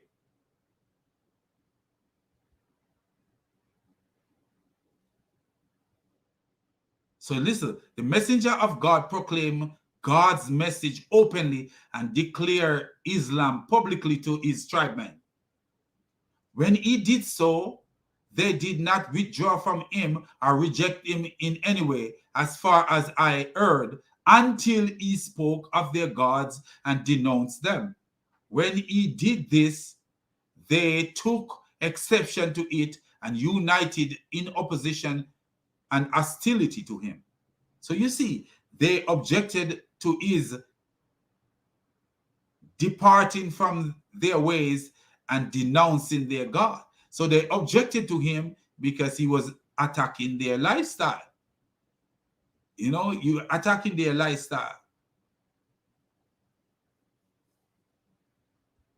This is, and then I was watching something once. This is how these people make their money, because trade was around the idol. Where the idol were, then that's where they trade and make their money. So Muhammad was attacking their way of life. And then he was telling them like, hey, I have something else to give to you. If you choose Allah, then you could make money from the non-Arab. So after this, the situation deteriorated. Hostility became more bitter, and the people withdrew from one another and show open hatred to one another. So he came and he bring hatred among the people. When he summoned his people to the guidance and light which had been revealed to him and for which God has sent him, they did not withdraw from him at the beginning of his preaching and were on the point of listening to him. You see that? Al-Tabari. Do you see that? This is history, evidence, history of Tabari. That Muhammad was provoking the people and talking bad about their ancestors, and they did not like that. So, you know, if he was there preaching like Jesus preached, and without no war and no fighting, so when they run him away and he went to Medina, he could have stayed in Medina, or he could have come back peacefully, but he came back to fight. He came back to kill. even his cousins. I read that before, that he came back to kill even his cousins. He killed and captured them for ransom. This is the guy that this guy is saying is a good guy. So let's get back to the rest of this video as we listen to this wolf. Had to flee.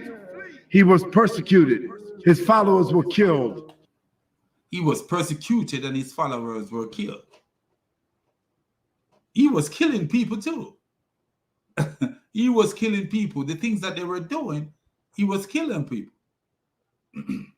He was killing people. So who not expect that he should be killed?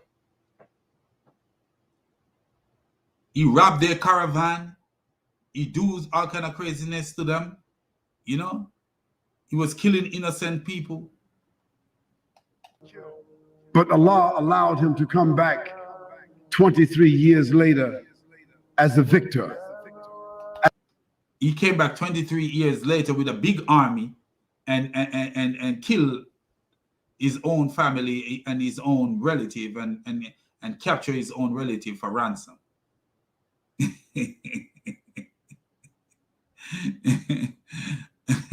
And he's the greatest man in the history of time, man. Do you see? As a conqueror. And when he came back, he gave everyone amnesty. Do you hear the lie? When he came back, he gave everyone amnesty. What did I read before? What did I read before? He sold them. He ransomed them for money. Let's see what when he came back, what he did when he came back. But he gave everyone amnesty. Muhammad was not a man for amnesty. That's a lie. He killed people. People were writing poetry against him. He killed them. You know, he was not no man for no amnesty. Let me show you kind of man that Muhammad was.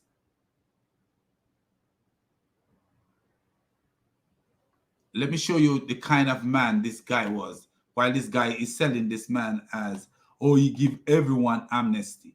Who is he talking to?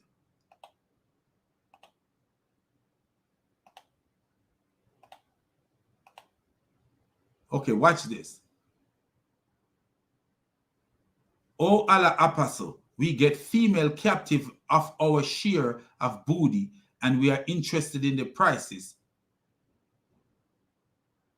So we know these men want to sell the women as slaves. What is your opinion about coitus interruptus? So they're talking about withdrawing their penis before they ejaculate. The Prophet said, do you really do that? It is better for you not to do it. No soul that which Allah has destined to exist, but will surely come into existence. So they're going to have sex with these captured women and ejaculate in them. And then Muhammad is encouraging them to ejaculate in them, and they could sell them after they ejaculate them. So Muhammad allowed his men to have sex with captured women, ejaculating them, then sold them as slaves.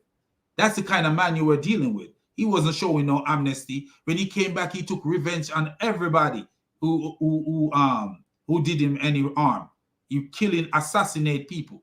Let me show you the kind of man that Muhammad was.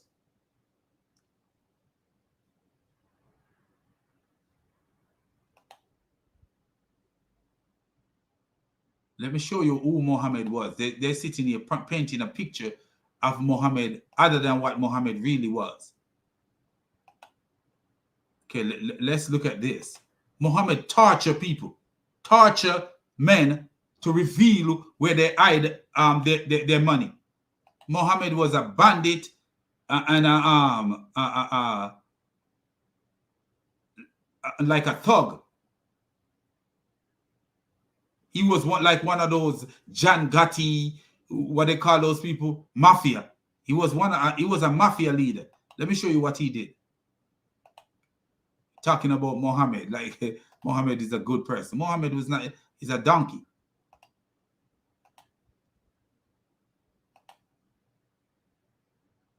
So you remember Muhammad was poisoned at Khaybar. A Jewish woman poisoned Muhammad at Khaybar. So this same place, Muhammad went to Khaybar, capture, and this is how Muhammad did the people there, and that's why the Jews kill him, because Muhammad was evil.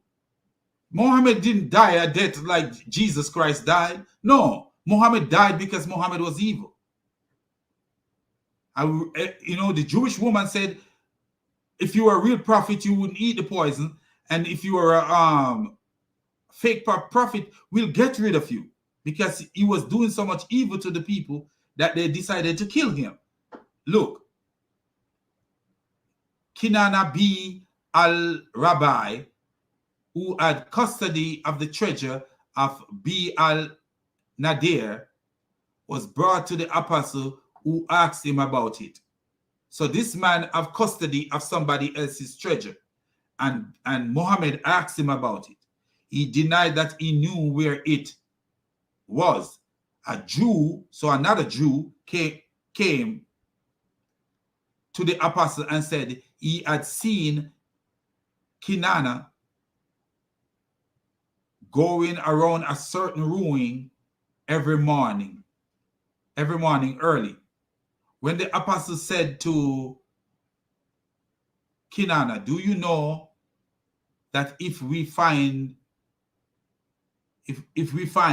you have it, I will kill you?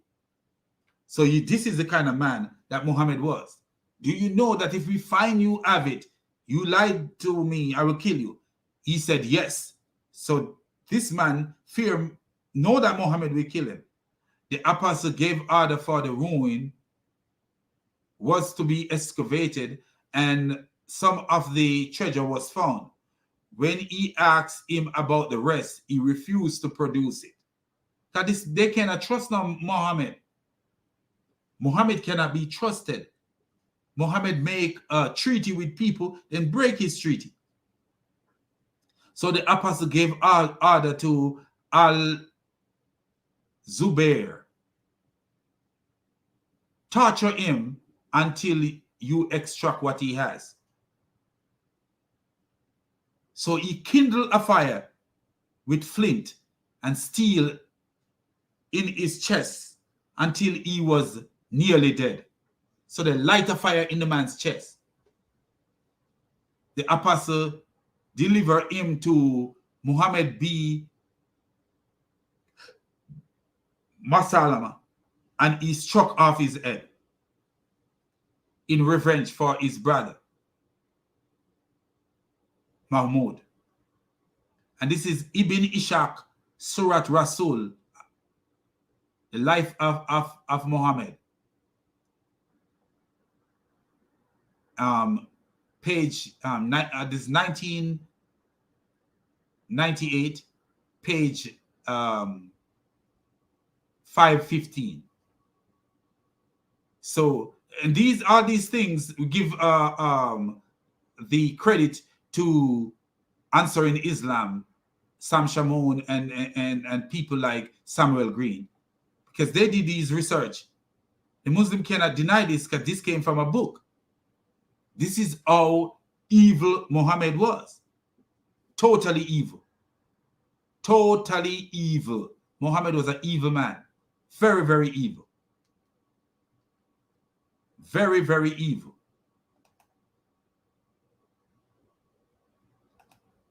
So you see this guy talking all kind of nonsense about who Muhammad was. We all know who Muhammad was. Anybody is in apologetic work, know who study Islam, know who Muhammad was. Muhammad was a donkey.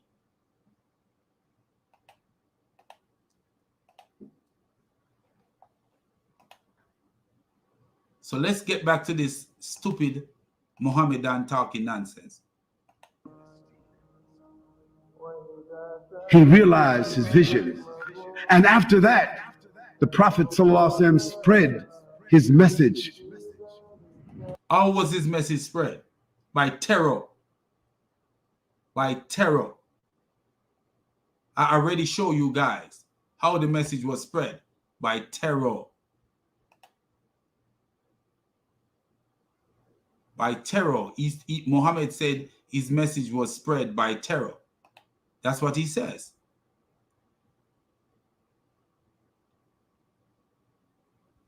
That's what Muhammad told them, that his message was spread by terror. He said, fight people. He said, fight them until there is no more idolatry. Muhammad Ansar, Surah 8:39. Fight them until there is no more idolatry.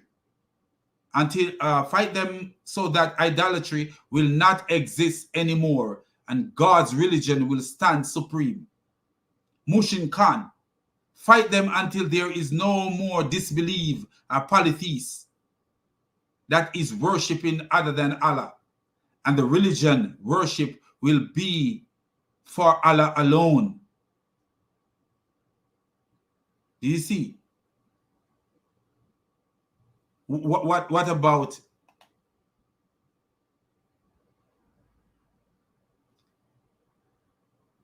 and then you see where people were leaving Islam and were being killed. You know, so how did Islam spread? Here is Muhammad, Sahih al-Bukhari 29:71. Allah Apostle said, I have been sent with the shortest expression, bearing the longest meaning. I have been made victorious with terror, cast into the heart of the enemy. And who is the enemy? Who is the enemy? Anyone who disbelieves is the enemy. Because what did the verse say? The verse I read before you. What did he say? What did he say? So you see what I'm talking about. I will cast terror into the hearts of those who disbelieve. So strike them upon their necks and strike from them every fingertip. Surah 8:12. You see? Surah 8:7. Allah will to cut off the trace, the last trace of disbelief. Allah will to cut off the last trace of disbelief.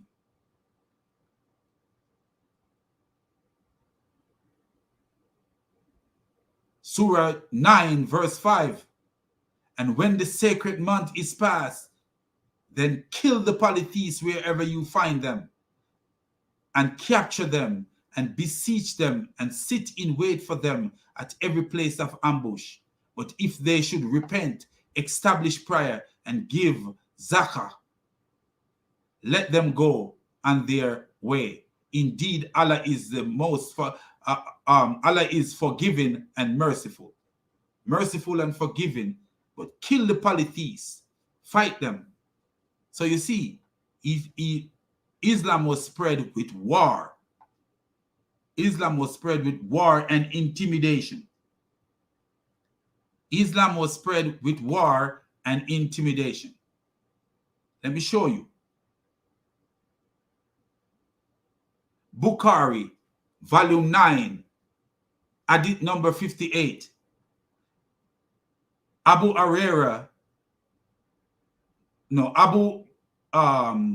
Burda, Abu Musa said, behold, there was a fettered man beside Abu Musa. Muad asked, who is this man? Abu Musa said, he was a Jew and became a Muslim, then he reverted back to Judaism. Then Abu Musa requests Mahmud to sit down by Mahmud and said, I will not sit down till he has been killed. Do you see that? The man was a Jew, then he became a Muslim, then he went back and become a Jew, and Muhammad, and then Muhammad, these Muslims want to kill him. This is the judgment of Allah. Notice what the man says. This is the judgment of Allah and his messenger.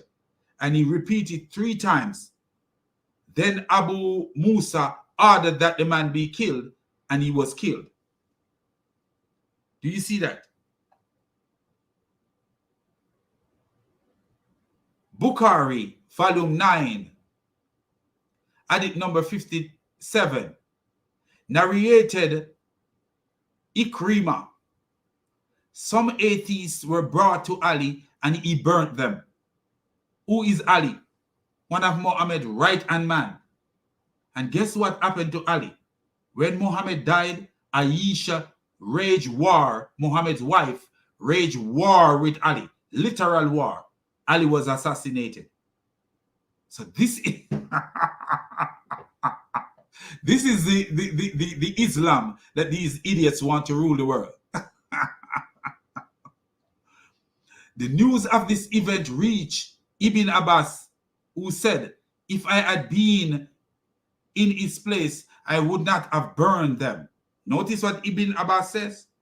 I would not have burned them. So you're right there, you started thinking like Ibn Abbas was a good man. And who is Ibn Abbas? Muhammad's cousin.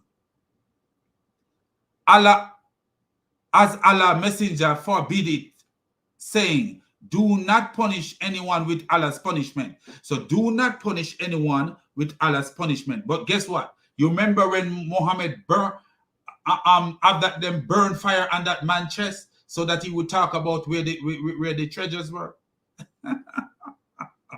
Muhammad was a donkey. So I would have killed them according to the statement of Allah. Whoever change his religion, then kill him. According to the statement of Allah's messenger, whoever change his religion, then kill him. So you see that? You see that? Whoever change his religion, then kill him. Sahih Bukhari, volume 9, hadith number 17, narrated Abdullah, Allah's messenger said, the blood of a Muslim who confessed that none has the right to be worshipped but Allah, and that I am his messenger, cannot be shed except in 3 cases. 3 cases. In Qiyas, I think it's Qiyas, equal punishment. That means if he kills someone, if he kill a Muslim, they kill him.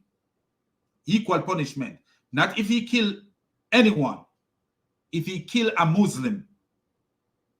Equal punishment is that if he kill a Muslim. If he kill a non-Muslim, he's not supposed to be killed. There's a hadith that says if a Muslim kill another Muslim, the life of a Muslim must not be taken for the life of a non-Muslim. Paraphrasing.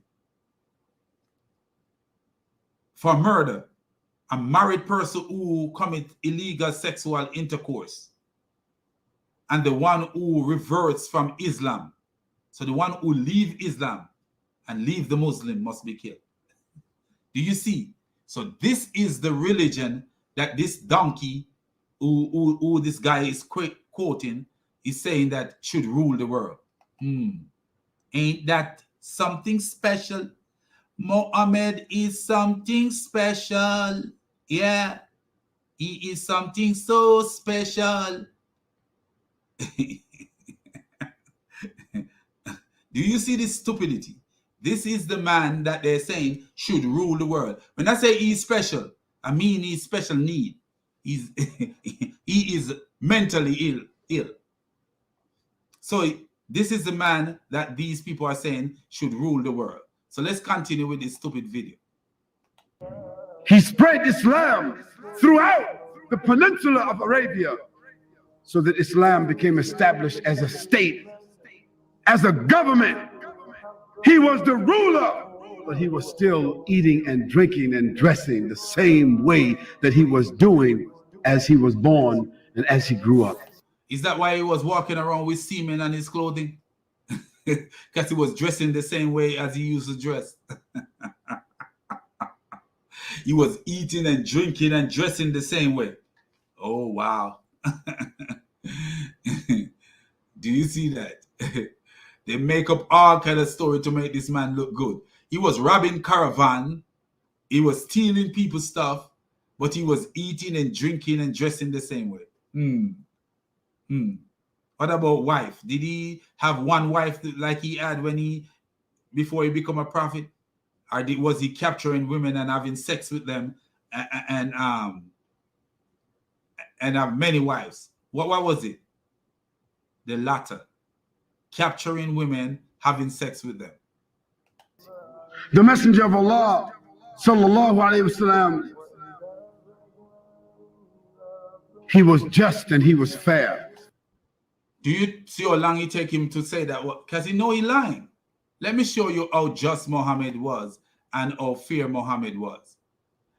Remember I read where Muhammad say, kill any Jew that fall into your hand. And then they get up and kill this man for no reason, a merchant for no reason. You remember when Muhammad go down to the Jews and said to the Jews, embrace Islam and you'll be safe? Say you want to run them out of the land. Say the earth belonged to him and his God. You remember that? Is that fairness? The Jews didn't bother him. They were living there as long as he was living there. But he went to, I want to throw them out of the land. And then you look at these Muslims now, they when they see the what's going on with Hamas and Israel, they're talking all kind of nonsense. But Muhammad wanted to throw the Jews out of Medina. Want to throw the Jews out of the land where they live. The land where they live for years, Muhammad came and want to throw them out of the land where they live. But let's see how fair Muhammad was. Remember I told you where Muhammad captured women and have his men ejaculating them and then sell them as slave? That was so fair, right? Muhammad even captured women and allow his men to have sex with them while their husbands were present. That's how fair, he's so fair, right? Muhammad was a madman. Muhammad was not fair. There was nothing about fear. And Muhammad is not on the level of Jesus in no way at all. No way at all.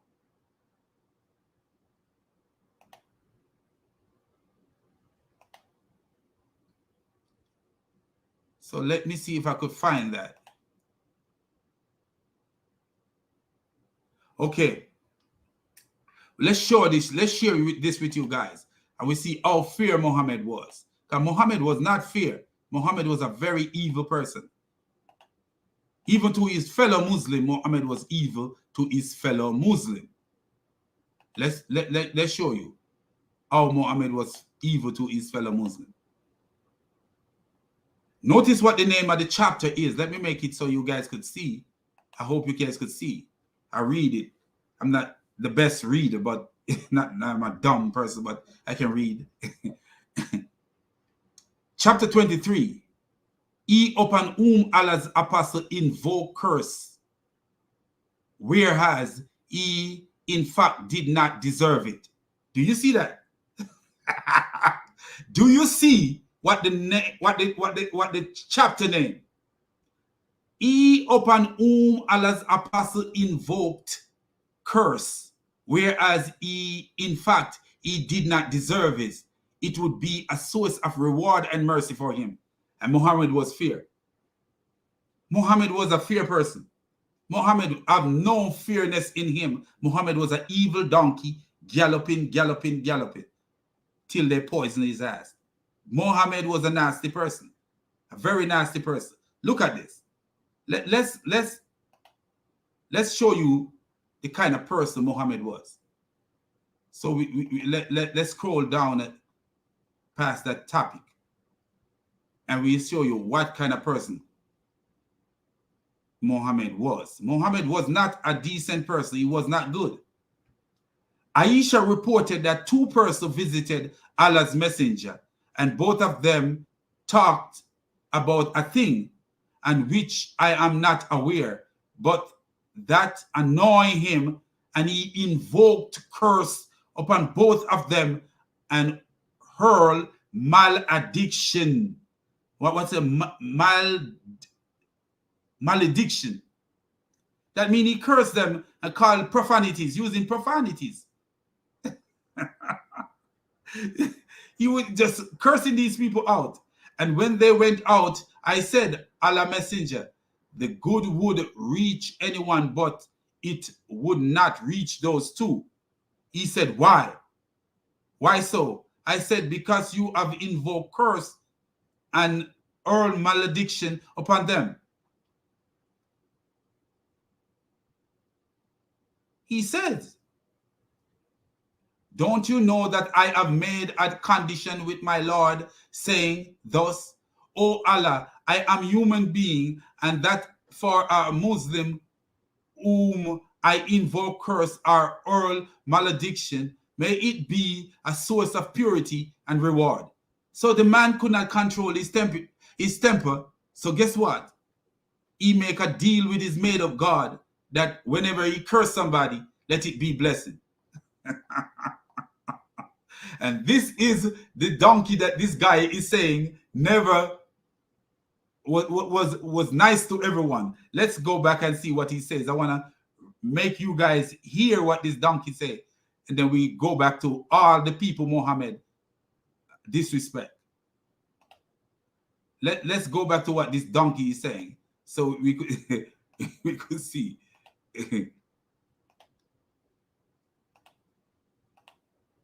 We're going to drop back just a little bit to hear him. He was doing as he was born and as he grew up. The Messenger of Allah, sallallahu alaihi wasallam, he was just and he was fair. He was just and he was fair. But listen, we haven't seen anything yet. Remember what the guy said? Muhammad was just and Muhammad was fair. Muhammad was just and Muhammad was fair. But let's see how just and fair this donkey called Muhammad was. So we are going to go back to where we were. So what we see first, we see where Muhammad cursed these people. And then when he cursed them, he says, when Aisha said, hey, these people will not prosper, paraphrasing, because you cursed them. He said, don't you know that I make a deal with God that anyone I curse and they did not deserve it?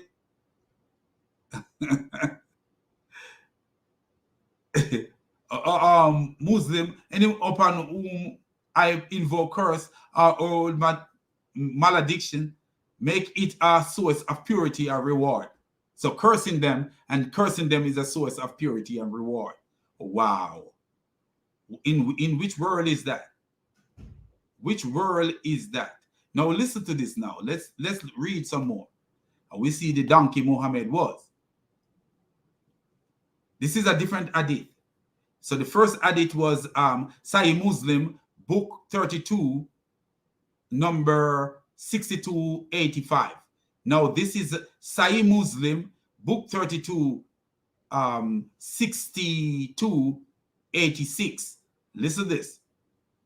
This hadith have been reported on the authority of Amash with the same chain of transmission as hadith transmitted on the authority of Isha.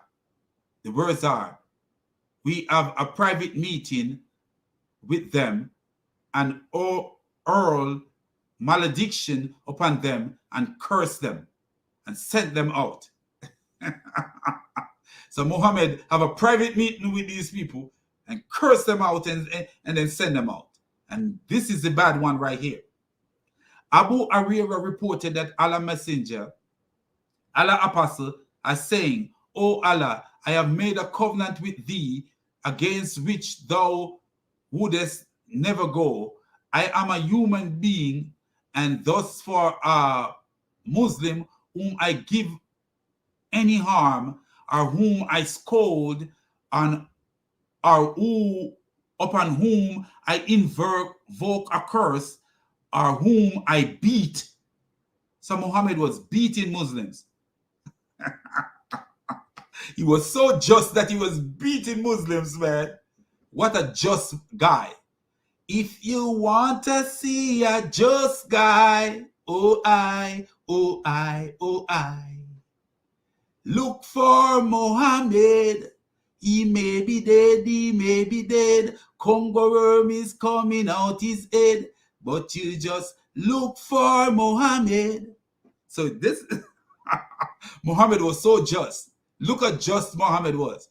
Beating Muslim, invoking curse upon them, and scolding them. Scold is not bad, because it's okay to scold someone. But upon your brother Muslim, you are invoking a curse and beating them. And then said, make this a source of blessing, purification, and nearness to thee on the day of resurrection. Wow. I beat you, and then God gonna make that beating a nearness. Wow. Ain't that something? What a special man that man was. Wow.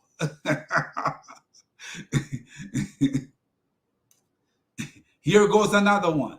And that one was Sahih Muslim, book 32, hadith number 6290.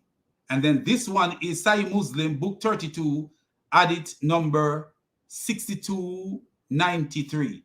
And notice what Muhammad said, for a believer whom I give any trouble or invoke curse or beat.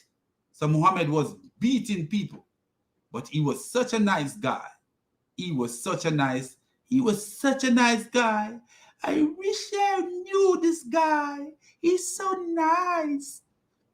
Anyway, Anas bin Malik reported that there was an orphan girl with Salim, who was the mother of Anas. Allah messenger saw the orphan girl and said, oh, it is you. You are grown young. You have grown young. What does that mean? Oh, it is you. You have grown young. May you not advance in years. Muhammad put a curse on the child, said, made the child an orphan child. And then you remember this guy saying that Muhammad was an orphan? But notice how Muhammad treat another orphan. It is you. You have grown young. May you not advance in years. The slave girl returned to Salam, weeping. Salam said, oh daughter, what is the matter with you?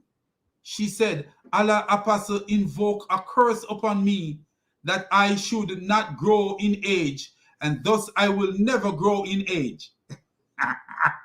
I'm sure that woman become Muhammad was so powerful in their community. It's like one of those cult that they used to have, like the Waco, Texas cult. You know, whatever he says goes. So the woman says, Allah apostle, you invoke a curse upon my orphan girl. He says, Salim, what is that? She said, the orphan girl, said that you curse her by saying that she might not grow in age or grow in life. Allah messenger smiled and then said, Salam, don't you know that I have made this term with my Lord? Oh, wow. And the term with my Lord is that I said to him, I am a human being and I am pleased just as a human being is pleased, and I lost my temper just as a human being loses temper. So for any person from amongst my ummah whom I curse, he is no way deserve it. Let that, O Lord, be a source of purification and purity and nearness to Allah on the day of resurrection. Sahih Muslim 32, 62, number 62, 97. Wow. Muhammad is beautiful. Hey, he's the greatest man. There is no man as great as Muhammad. He's a great deceiver. Man, do you see the evil of the man that these people are promoting? Muhammad was a donkey of donkeys. Now let's get back to this stupid video to see this conniving wolf, what he's saying. He didn't give to his family. He didn't distribute to his friends. Ooh. He didn't make judgment for those who he liked and made judgments against those he didn't like. What a lying man. What a lying man. If you leave your religion, you should be killed. What about that? What about no Muslim should be killed for the life of a non-Muslim? What about that? What about Muhammad killing poets? What about that? Muhammad buy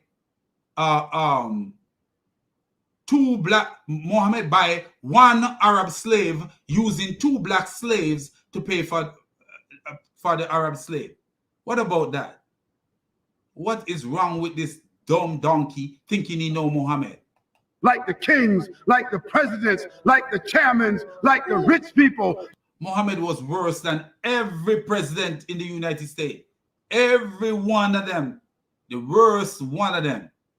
We have Joe Biden quoting Muhammad, telling people to kill people, and don't even know that's what he was doing. I can't tell. I don't know nobody that Joe Biden killed, apart from the wars that was fought, where they send army to places to fight. But I can't tell nobody where Joe Biden killed. Muhammad just get up and say, kill any Jew that fall into your hand. Muhammad, one time a man married to a blind man, married to a slave woman, and she have a baby for him. And the slave woman was mocking Muhammad because they all know Muhammad was an idiot. You know, so they were mocking Muhammad because a lot of them know Muhammad was an idiot, but they fear him. They fear him. You remember when Muhammad said, kill any Jew that fall into your hand. And when the man get up and kill the Jew, his brother said to him, like, you kill this Jew and part of your belly come from him. The man said to his brother, if it was you Muhammad told me to kill, I will kill you. You know what the man do? Embrace Islam. He says, I haven't seen such a wonderful religion. He become a Muslim immediately because he know the safest way is to become a part of the gang, Muhammad gang. If you don't, you're going to get killed. What is this guy talking about? Like the judges of today, and like those who have... Like the judges of today. Wow. If Muhammad was any one of these judges of today, I don't think I would have too much to say bad about Muhammad. Muhammad, the worst man in history, worse than Adolf Hitler, worse than all these people. What you're talking. And if you notice the list that this guy have, Adolf Hitler is on the list. He's on the list. So it's not about being good that make you on the list. It's not about being good when they say great. It's not about being great in the sense of goodness or of love or stuff like that. It's about being great in the sense of how man see greatness. Not like, Jesus was able, his gospel was able to spread and create world like this world. The gospel of Jesus spread and create world like this world where I can walk outside and go down the street. A woman can walk down the street without a covering her face, and she's not kicked, like I will show you in that video where that Muslim man was kicking that girl, that lady. So you see, because of Christianity, the world, like in Europe and America, Canada, these world, Australia, all these world, New Zealand, all over, were created where Muslims are running to come for a better life. But this naive donkey, the freedom he have here, why don't he go to Afghanistan and live? Right now, it's under Islamic rule. Go there and live now.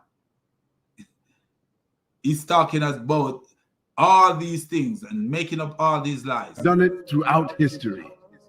This was a man in this world, but always thinking about the hereafter. Ooh, did he mention the hereafter? Muhammad said you will get how many virgin in the hereafter? And then I was showing a thing because Muhammad promised all these virgin in the hereafter.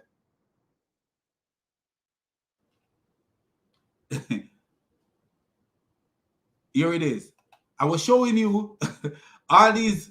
Muhammad promised all these virgin in the hereafter, where women gonna be subjugated and just used for sex in the hereafter.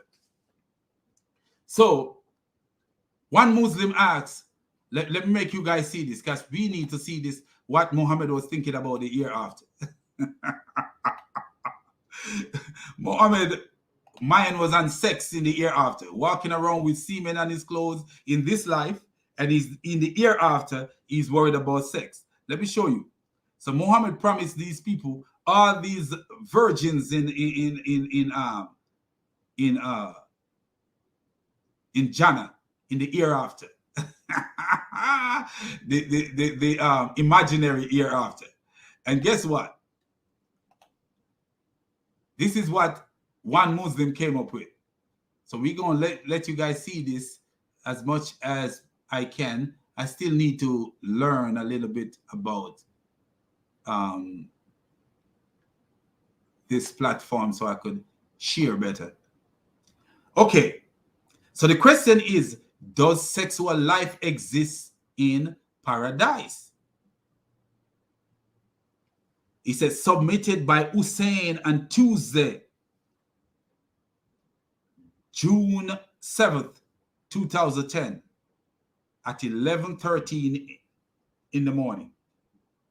So this Muslim want to know, does sexual life exist in paradise?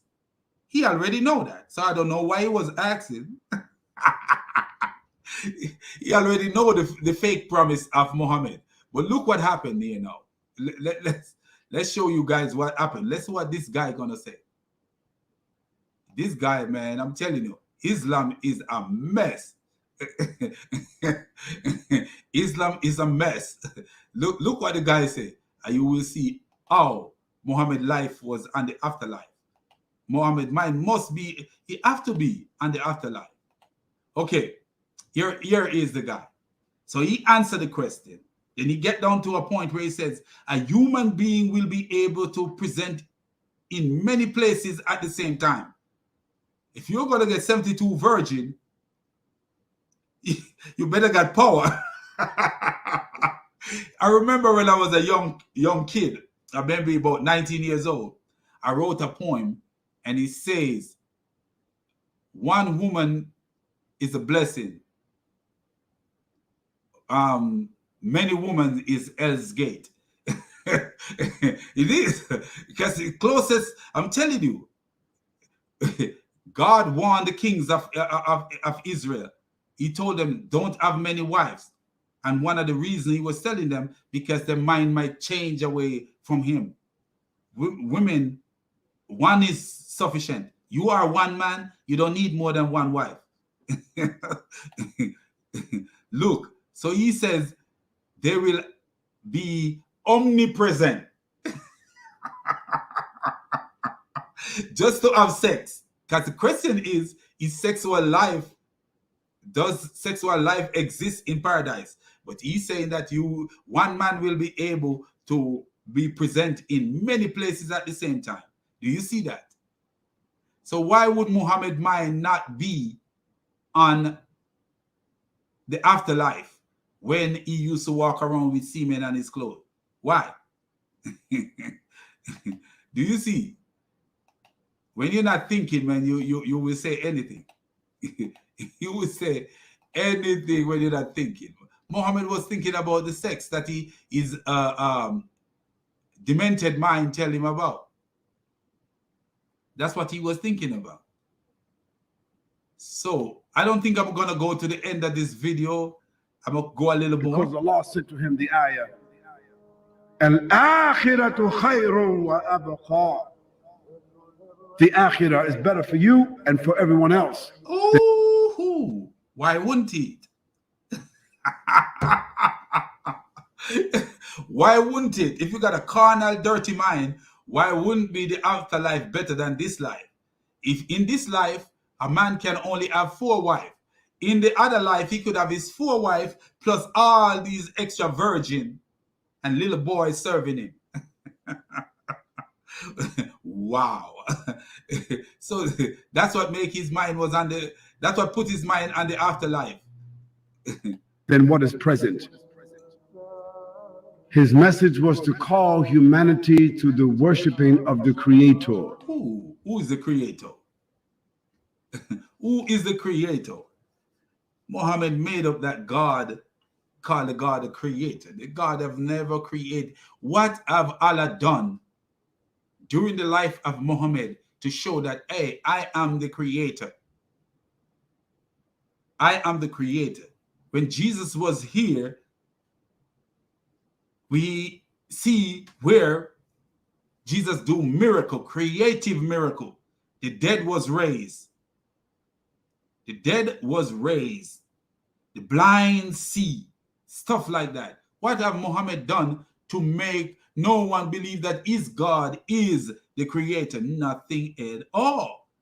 So how was his God the Creator? Look at this girl face.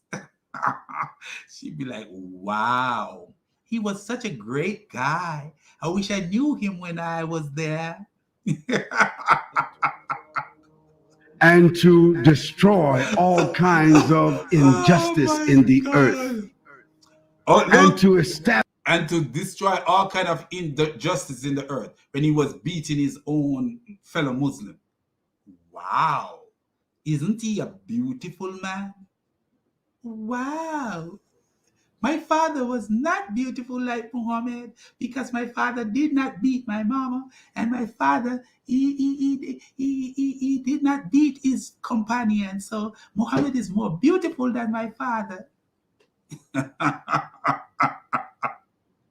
And Muhammad is more beautiful than me because I don't beat my wife and I don't beat my companion. So Muhammad is more beautiful than me. Oh, what a great guy. Give him a round of applause. He's such a nice guy. Establish a character, a paradigm of human conduct for the human beings. Ooh, a paradigm of human conduct. What a nice word. I like paradigm. Paradise, paradigm. But they're not rhyme. They're not rhyme. One is dice. One is dime. Give me a dice to make a dime. The guy is crazy. Say, Muhammad, what are you saying again? African guy, brother of mine from slavery. What you just said? Oh, was Muhammad? Let's hear you say it again. Yes, we don't understand. And to destroy all kinds of injustice in the earth. Wow.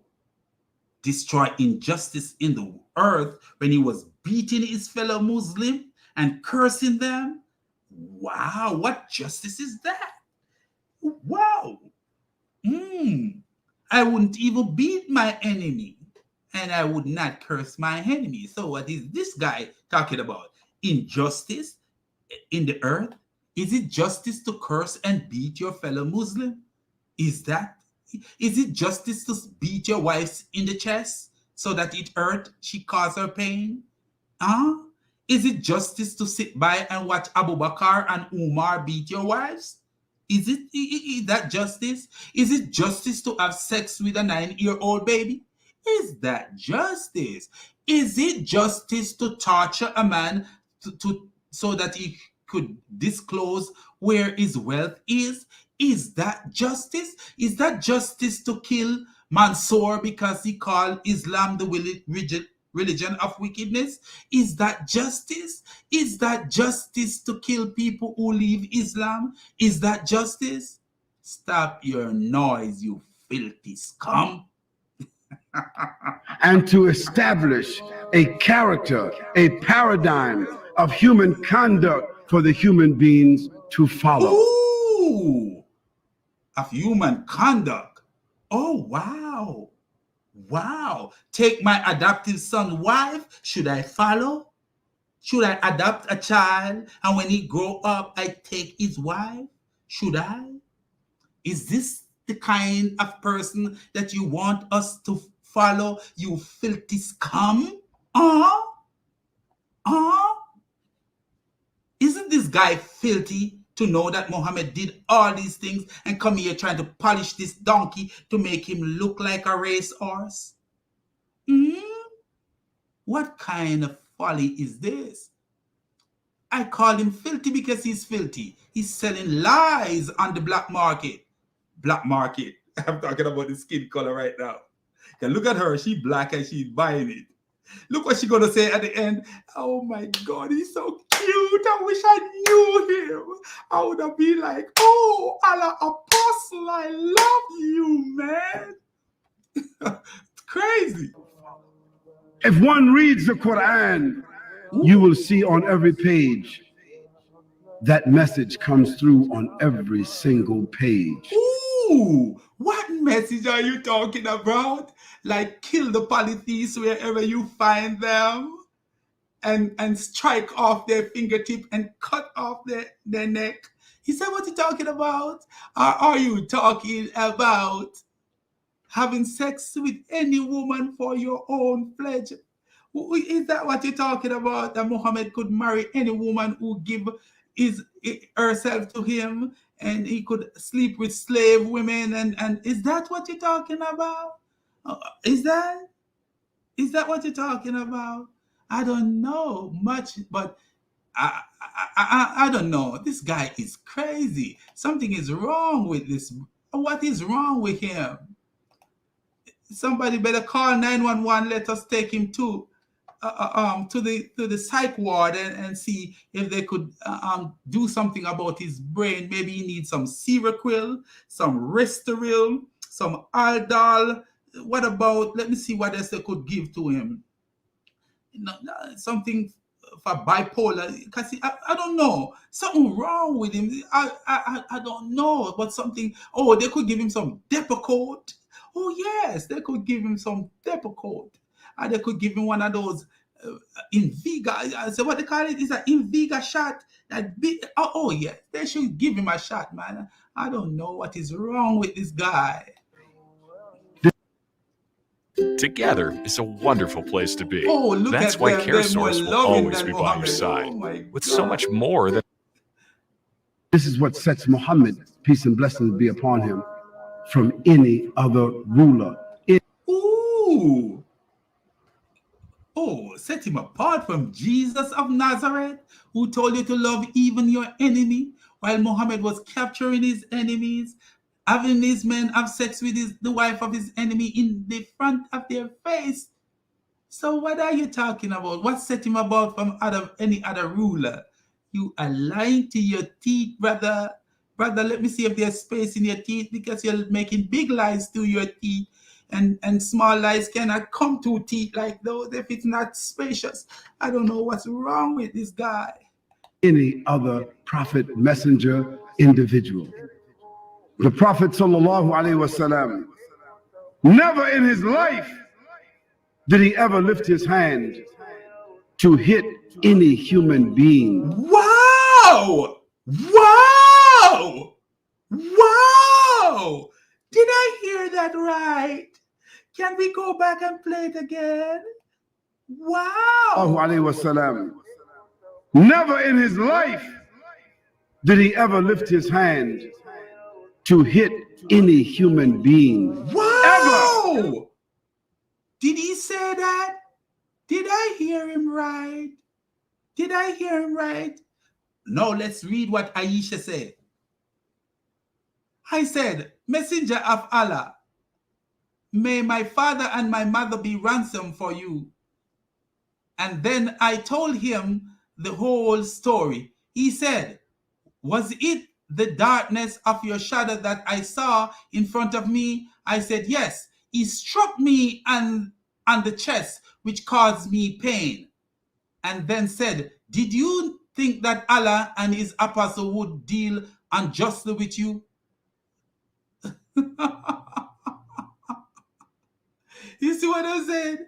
Look at that. Muhammad hit his wife in the chest and he never hit nobody. Sahih Muslim, book 4, Hadith 21:27. What about beating his fellow Muslim? Didn't we just read that Muhammad was beating his fellow Muslim? Oh, wow. What a good man. And I don't know. I don't know. And what about this one? The apostle said, kill any Jew that fall into your power. Kill any Jew that fall into your power. Thereupon, Muisha leapt up on Ibn Sunay, a Jewish merchant, with Sunena, a Jewish merchant, and with whom he had social business relation, and he killed the man. He killed him. And then he said to his brother, I would cut your head off if it was you that Allah apostle ordered me to kill. And this we found in Ibn Ishaq, Surat Rasul, and Isham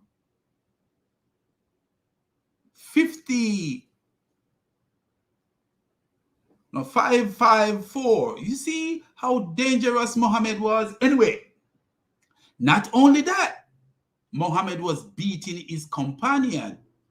We know that for a fact because it says there, Muhammad was beating his companion.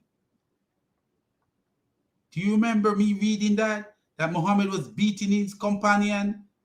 And said, for every believer that I give any trouble or invoke curse or beat. So he was beating people. And this is Sahih Muslim 32, number 6293. So Muhammad was beating people. But do you hear what this wolf said? Do you hear what he says? Muhammad never lift a finger to hurt anyone. Oh, Muhammad, brother, you are so nice. You're a nice guy. I've never seen a nice guy like Muhammad anytime. I was wondering why Muhammad was so nice. But this brother let me know why Muhammad is so nice. He's nice. A nice guy. Oh, my. I didn't know he was so nice. I always think Muhammad was a dirty bastard, but this brother made me believe that Muhammad is a nice guy. Not a servant, not a wife, not a child. Ooh, did you hear that? He didn't eat a servant. One time, Muhammad suspect Aisha, his baby wife, of doing something, and Ali started beating. Let me find it, because I know it's here somewhere. Muhammad never eat a servant. What is wrong with this guy? This guy don't speak truth once in his lifetime. Why he can't speak truth? I don't like when he don't speak truth. Okay, right here. Look at this right here. I don't like when he don't speak truth, because sometimes you have to speak the truth.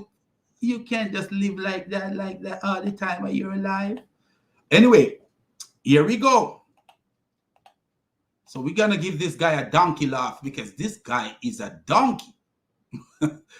Straight donkey. Let's see.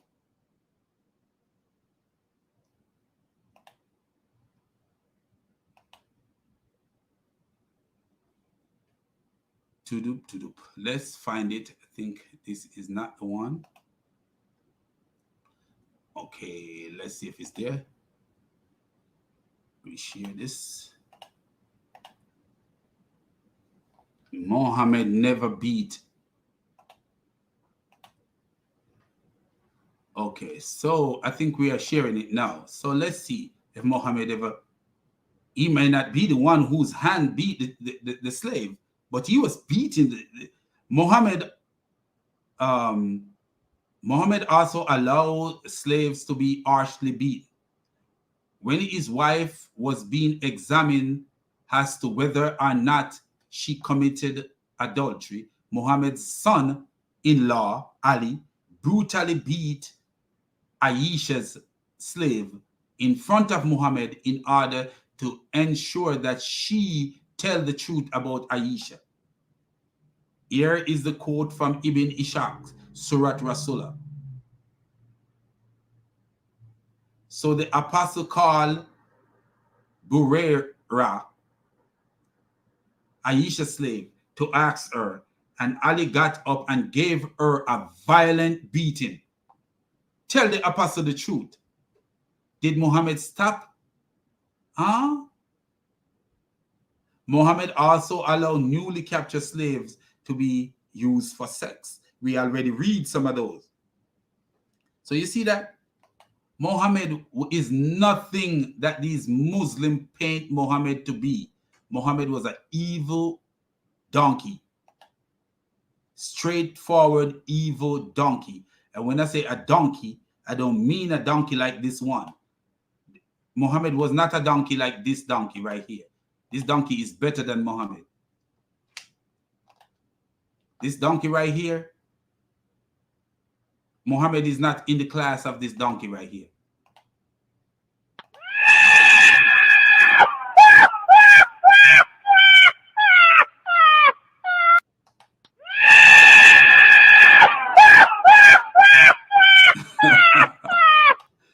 This donkey have more sense than Muhammad. So this is a man this guy is selling as a good man. No, you can't sell people like this as good. What is going on in the world? What is going on in the world? I don't do half of what Muhammad did. Nothing like what Muhammad did. But guess what? I know I'm not a good person. I know that I'm not a good person. Without Christ, I am nothing at all. Without Christ, I am nothing at all. But look at this idiot come here, upgrading this man to something that he is not. Painting a donkey to make the donkey look like it is a race horse, valuable race horse in the Kentucky Derby. Do you see? Nonsense, man. These Muslims are headless creatures walking around until they find Jesus. Not a friend, nor an enemy. Ooh, not a friend. He was beating his fellow Muslims. We show you that. So not a friend, not an enemy.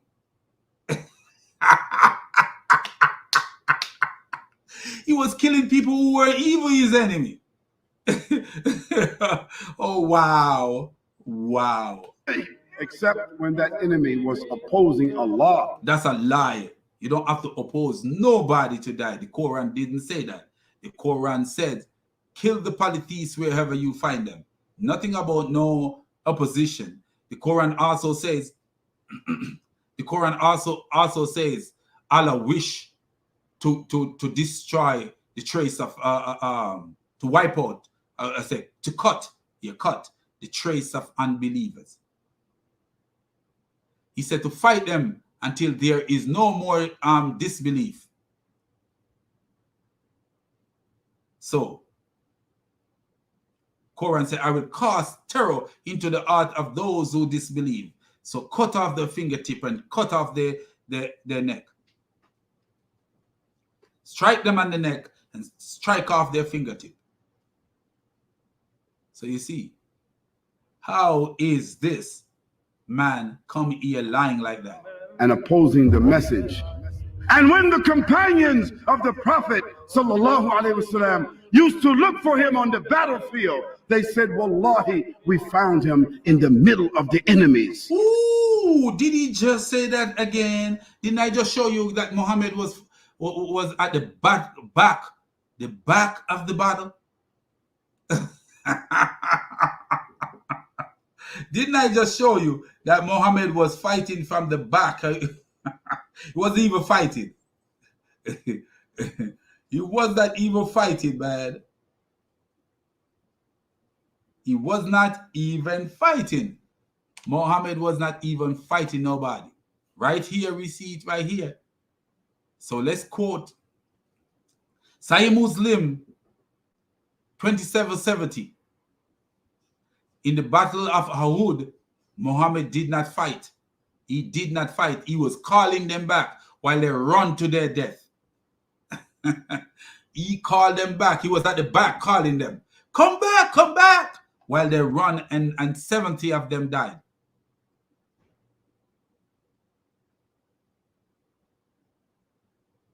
Muhammad gave his sword to a man and said, strike off the head of the enemy with it. And then if you look at what Muhammad says, who will take it from me?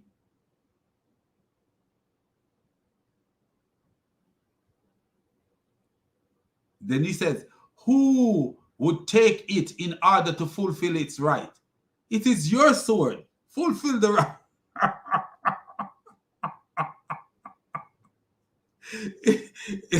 Sahih Bukhari, volume 6, Sahih Bukhari 2644. Sahih Bukhari 2644. Muhammad admit that he fight from the back. He was always at the back. Muhammad was so evil that he know they were trying. He claimed they were trying. He believed they were trying to assassinate him. And he leave Ali in his bed so that they could kill Ali. Oh boy, Muhammad, man. Muhammad. Nobody was a Spider-Man. Fighting. And they said, we used to seek the protection of his person. We used to hide behind the Prophet sallallahu alaihi wasallam on the battlefield. Is that so? He was such a warrior and statesman on the battlefield, commanding and fighting for the way of Allah subhanahu wa ta'ala. But once he was off the battlefield, his eyes were downcast and he was speaking softly. Ooh, he was so soft when he was off the battlefield. He told a man to bite his father's penis, and then he was hurling malediction at his fellow Muslim and beating them. Oh, what a soft guy. I wish there was a girl that met that soft guy. You want to meet him?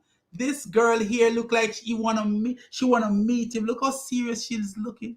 She just said, oh, I fall in love with a stranger from Arabia. And his name is the brother Muhammad. So let's see her analysis. We go see her analysis. Okay, this is where. Let's see what she says. Okay, guys. All right, that's a lot to take in. So this is literally the first time I've heard any stories or anything explained to me about Prophet Muhammad's background. I literally don't know anything about him. Oh, thank you for saying that. And don't show it, please. Be black, be real black for me, please. Don't be crazy. Don't. This is the 21st century. Can you be a sensible black woman, please? And it's really sad. It really is, because for such a great man, he really does seem like a great. Ooh! For such a great man, she don't know nothing, but somebody tell her something. For such a great man, why is it that you don't do your own research? For such a great man. Oh, he really does sound like he was a great man. Great man based on everything that was said, but I do want to. Oh, you are becoming wiser now? Is that what you're doing? The last time I listened to you, you weren't that wise. When was this? Oh, man. I do my own research. I am actually going to look up that Times Magazine article. Oh, so that's what you're going to look up. The Times Magazine article. You're not going to look up to see if he was a great man. It's just a Time Magazine article you're going to look up. Wow. She's so educated. What a nice woman. I would like to read it myself. If you guys have any video links to any other information that would be helpful, I'm going to send you a video really link to my Please make information. sure you send it to the Instagram. Please don't put it in the comments because I am not pulling links from the comments. I'm only going to do it if you guys. No, you did. The last time you did. Oh, wow. She's such a beautiful lady. Oh, my God. She loved Muhammad and she wanted to fall in love with him like she did to Zakir Naik and Amir Dida. She just wanted to fall in love. She's willing to fall in love. Send it to my Instagram, which is the Stranger Explorations page, please, because I can't keep, I just can't. It's just way too hard for me to keep up with the recommendations and the comments. I do appreciate them, but if ooh, you can't keep up with your comments. She can't. Oh, but she's using Muhammad to attract people to her channel. But she cannot keep up with commenting. No, she's such a beautiful person. What a beautiful soul. Such a soul is so beautiful. if you guys can please try to send them to that Instagram page. It's so much more helpful. I have close to 200 videos that have been sent to me that I need to catch up on. So, but if you do have videos on the Prophet Muhammad. Ooh, they're going to send you some video because you are painting Muhammad. You are helping them to paint him. He just sounds so like he was such a good man, such a great man. Oh, they love you. They're going to love you. These Muslims going to love you. They're going to send you camel urine in a nice little jar, you know, with a little pink bow for breast cancer week around. And then they're going to send you, what they're going to send you? Some milk, some camel milk, so you could mix the camel urine in the milk. If you feel your stomach hurting you could just drink a dose of camel urine in the milk. And yeah, they will send you some camel stew. They send you some camel stew and some date palm, and there was what else can they send her? I'm just thinking, and everything they're gonna sell her, everything is gonna be halal. Nothing haram. It's gonna be halal, halal, halal. They're gonna send you everything halal. They send you. Yes, they're gonna send you a stone from Mecca, one of the stones that they use and eat Satan's thing, and they're gonna send you a stone because they can't send you the black stone because it's too valuable. If they could send you the black stone, they would have sent you the black stone. But since they can't send you the black stone, they're gonna send you a regular stone, one of the stones that they use to eat the demon that's situated right beside the Kaaba God.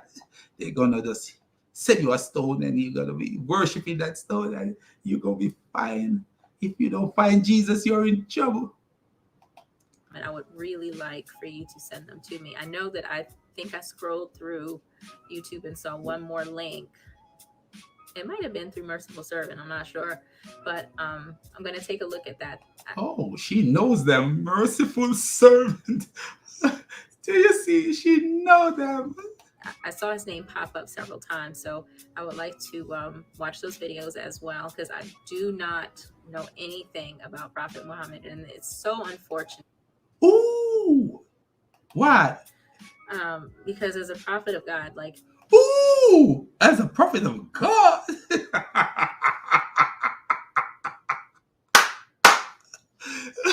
Lady, You must be crazy like Mohammed. Did you know that he tell people to make a bed for Satan, and Satan sleep in your head, in your head, in your head, in your head.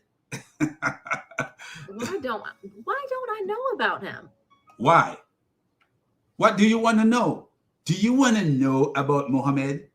Are you sure?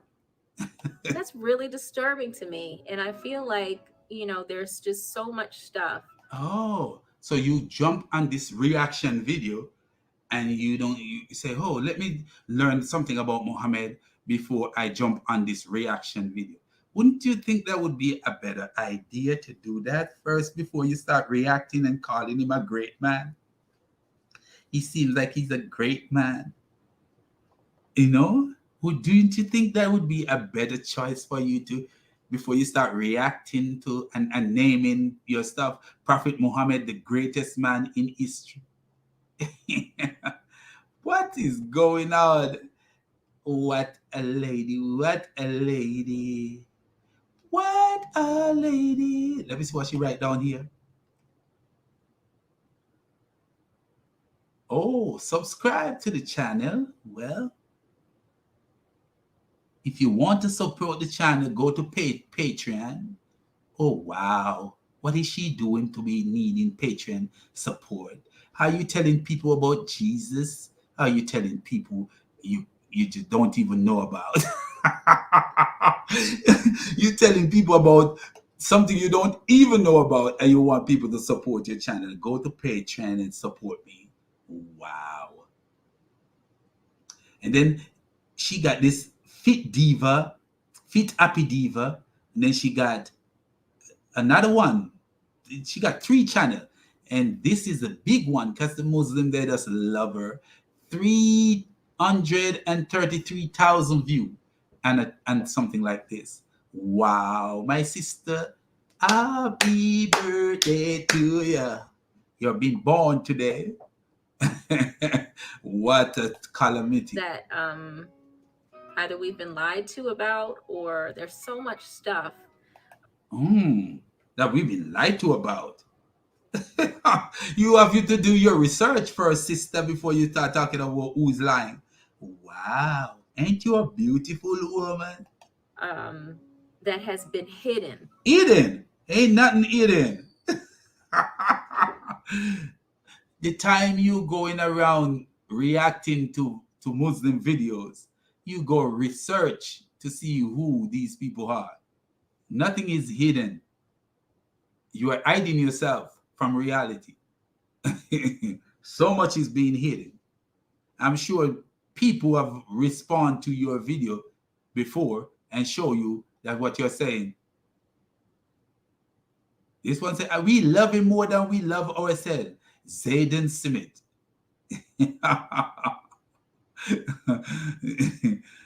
Wow, look at all these. Abdullah, Mohammed, Wes, Farid Ahmed. All these Muslims.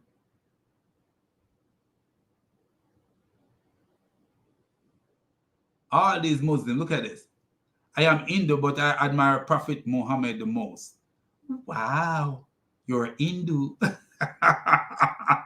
Yusuf, Samir Khan, all sports. I am Hindu and I inspire to read the Quran by my Muslim friend. Wow. They always come up all kind of stuff. A Muslim come up and say, I am Hindu. Oh, he is not only greatest human being, but greatest of all the creatures. Wow. I am a revert former Catholic Christian and I love my Prophet Muhammad. Wow. This is a fact that can't be denied. Muhammad is the greatest man in history. Wow. Abbas. We Muslims love him more than our parents, our children, and ourselves. No wonder you're killing people for this man. My prophet is our art. Ooh, wow. Not one person saying nothing. He lives in my heart. Wow. Ain't he Jesus? our our beloved prophet. Wow. I am a new subscriber and I've been watching your reaction. I must say you're the best. And I love, wow. She says she don't read this stuff, but look at her giving art. Oh, she giving art, but she don't read them. Look at those arts. Oh, she's such a precious child. Look how precious she is. She's so precious. What the precious girl she is. Wow.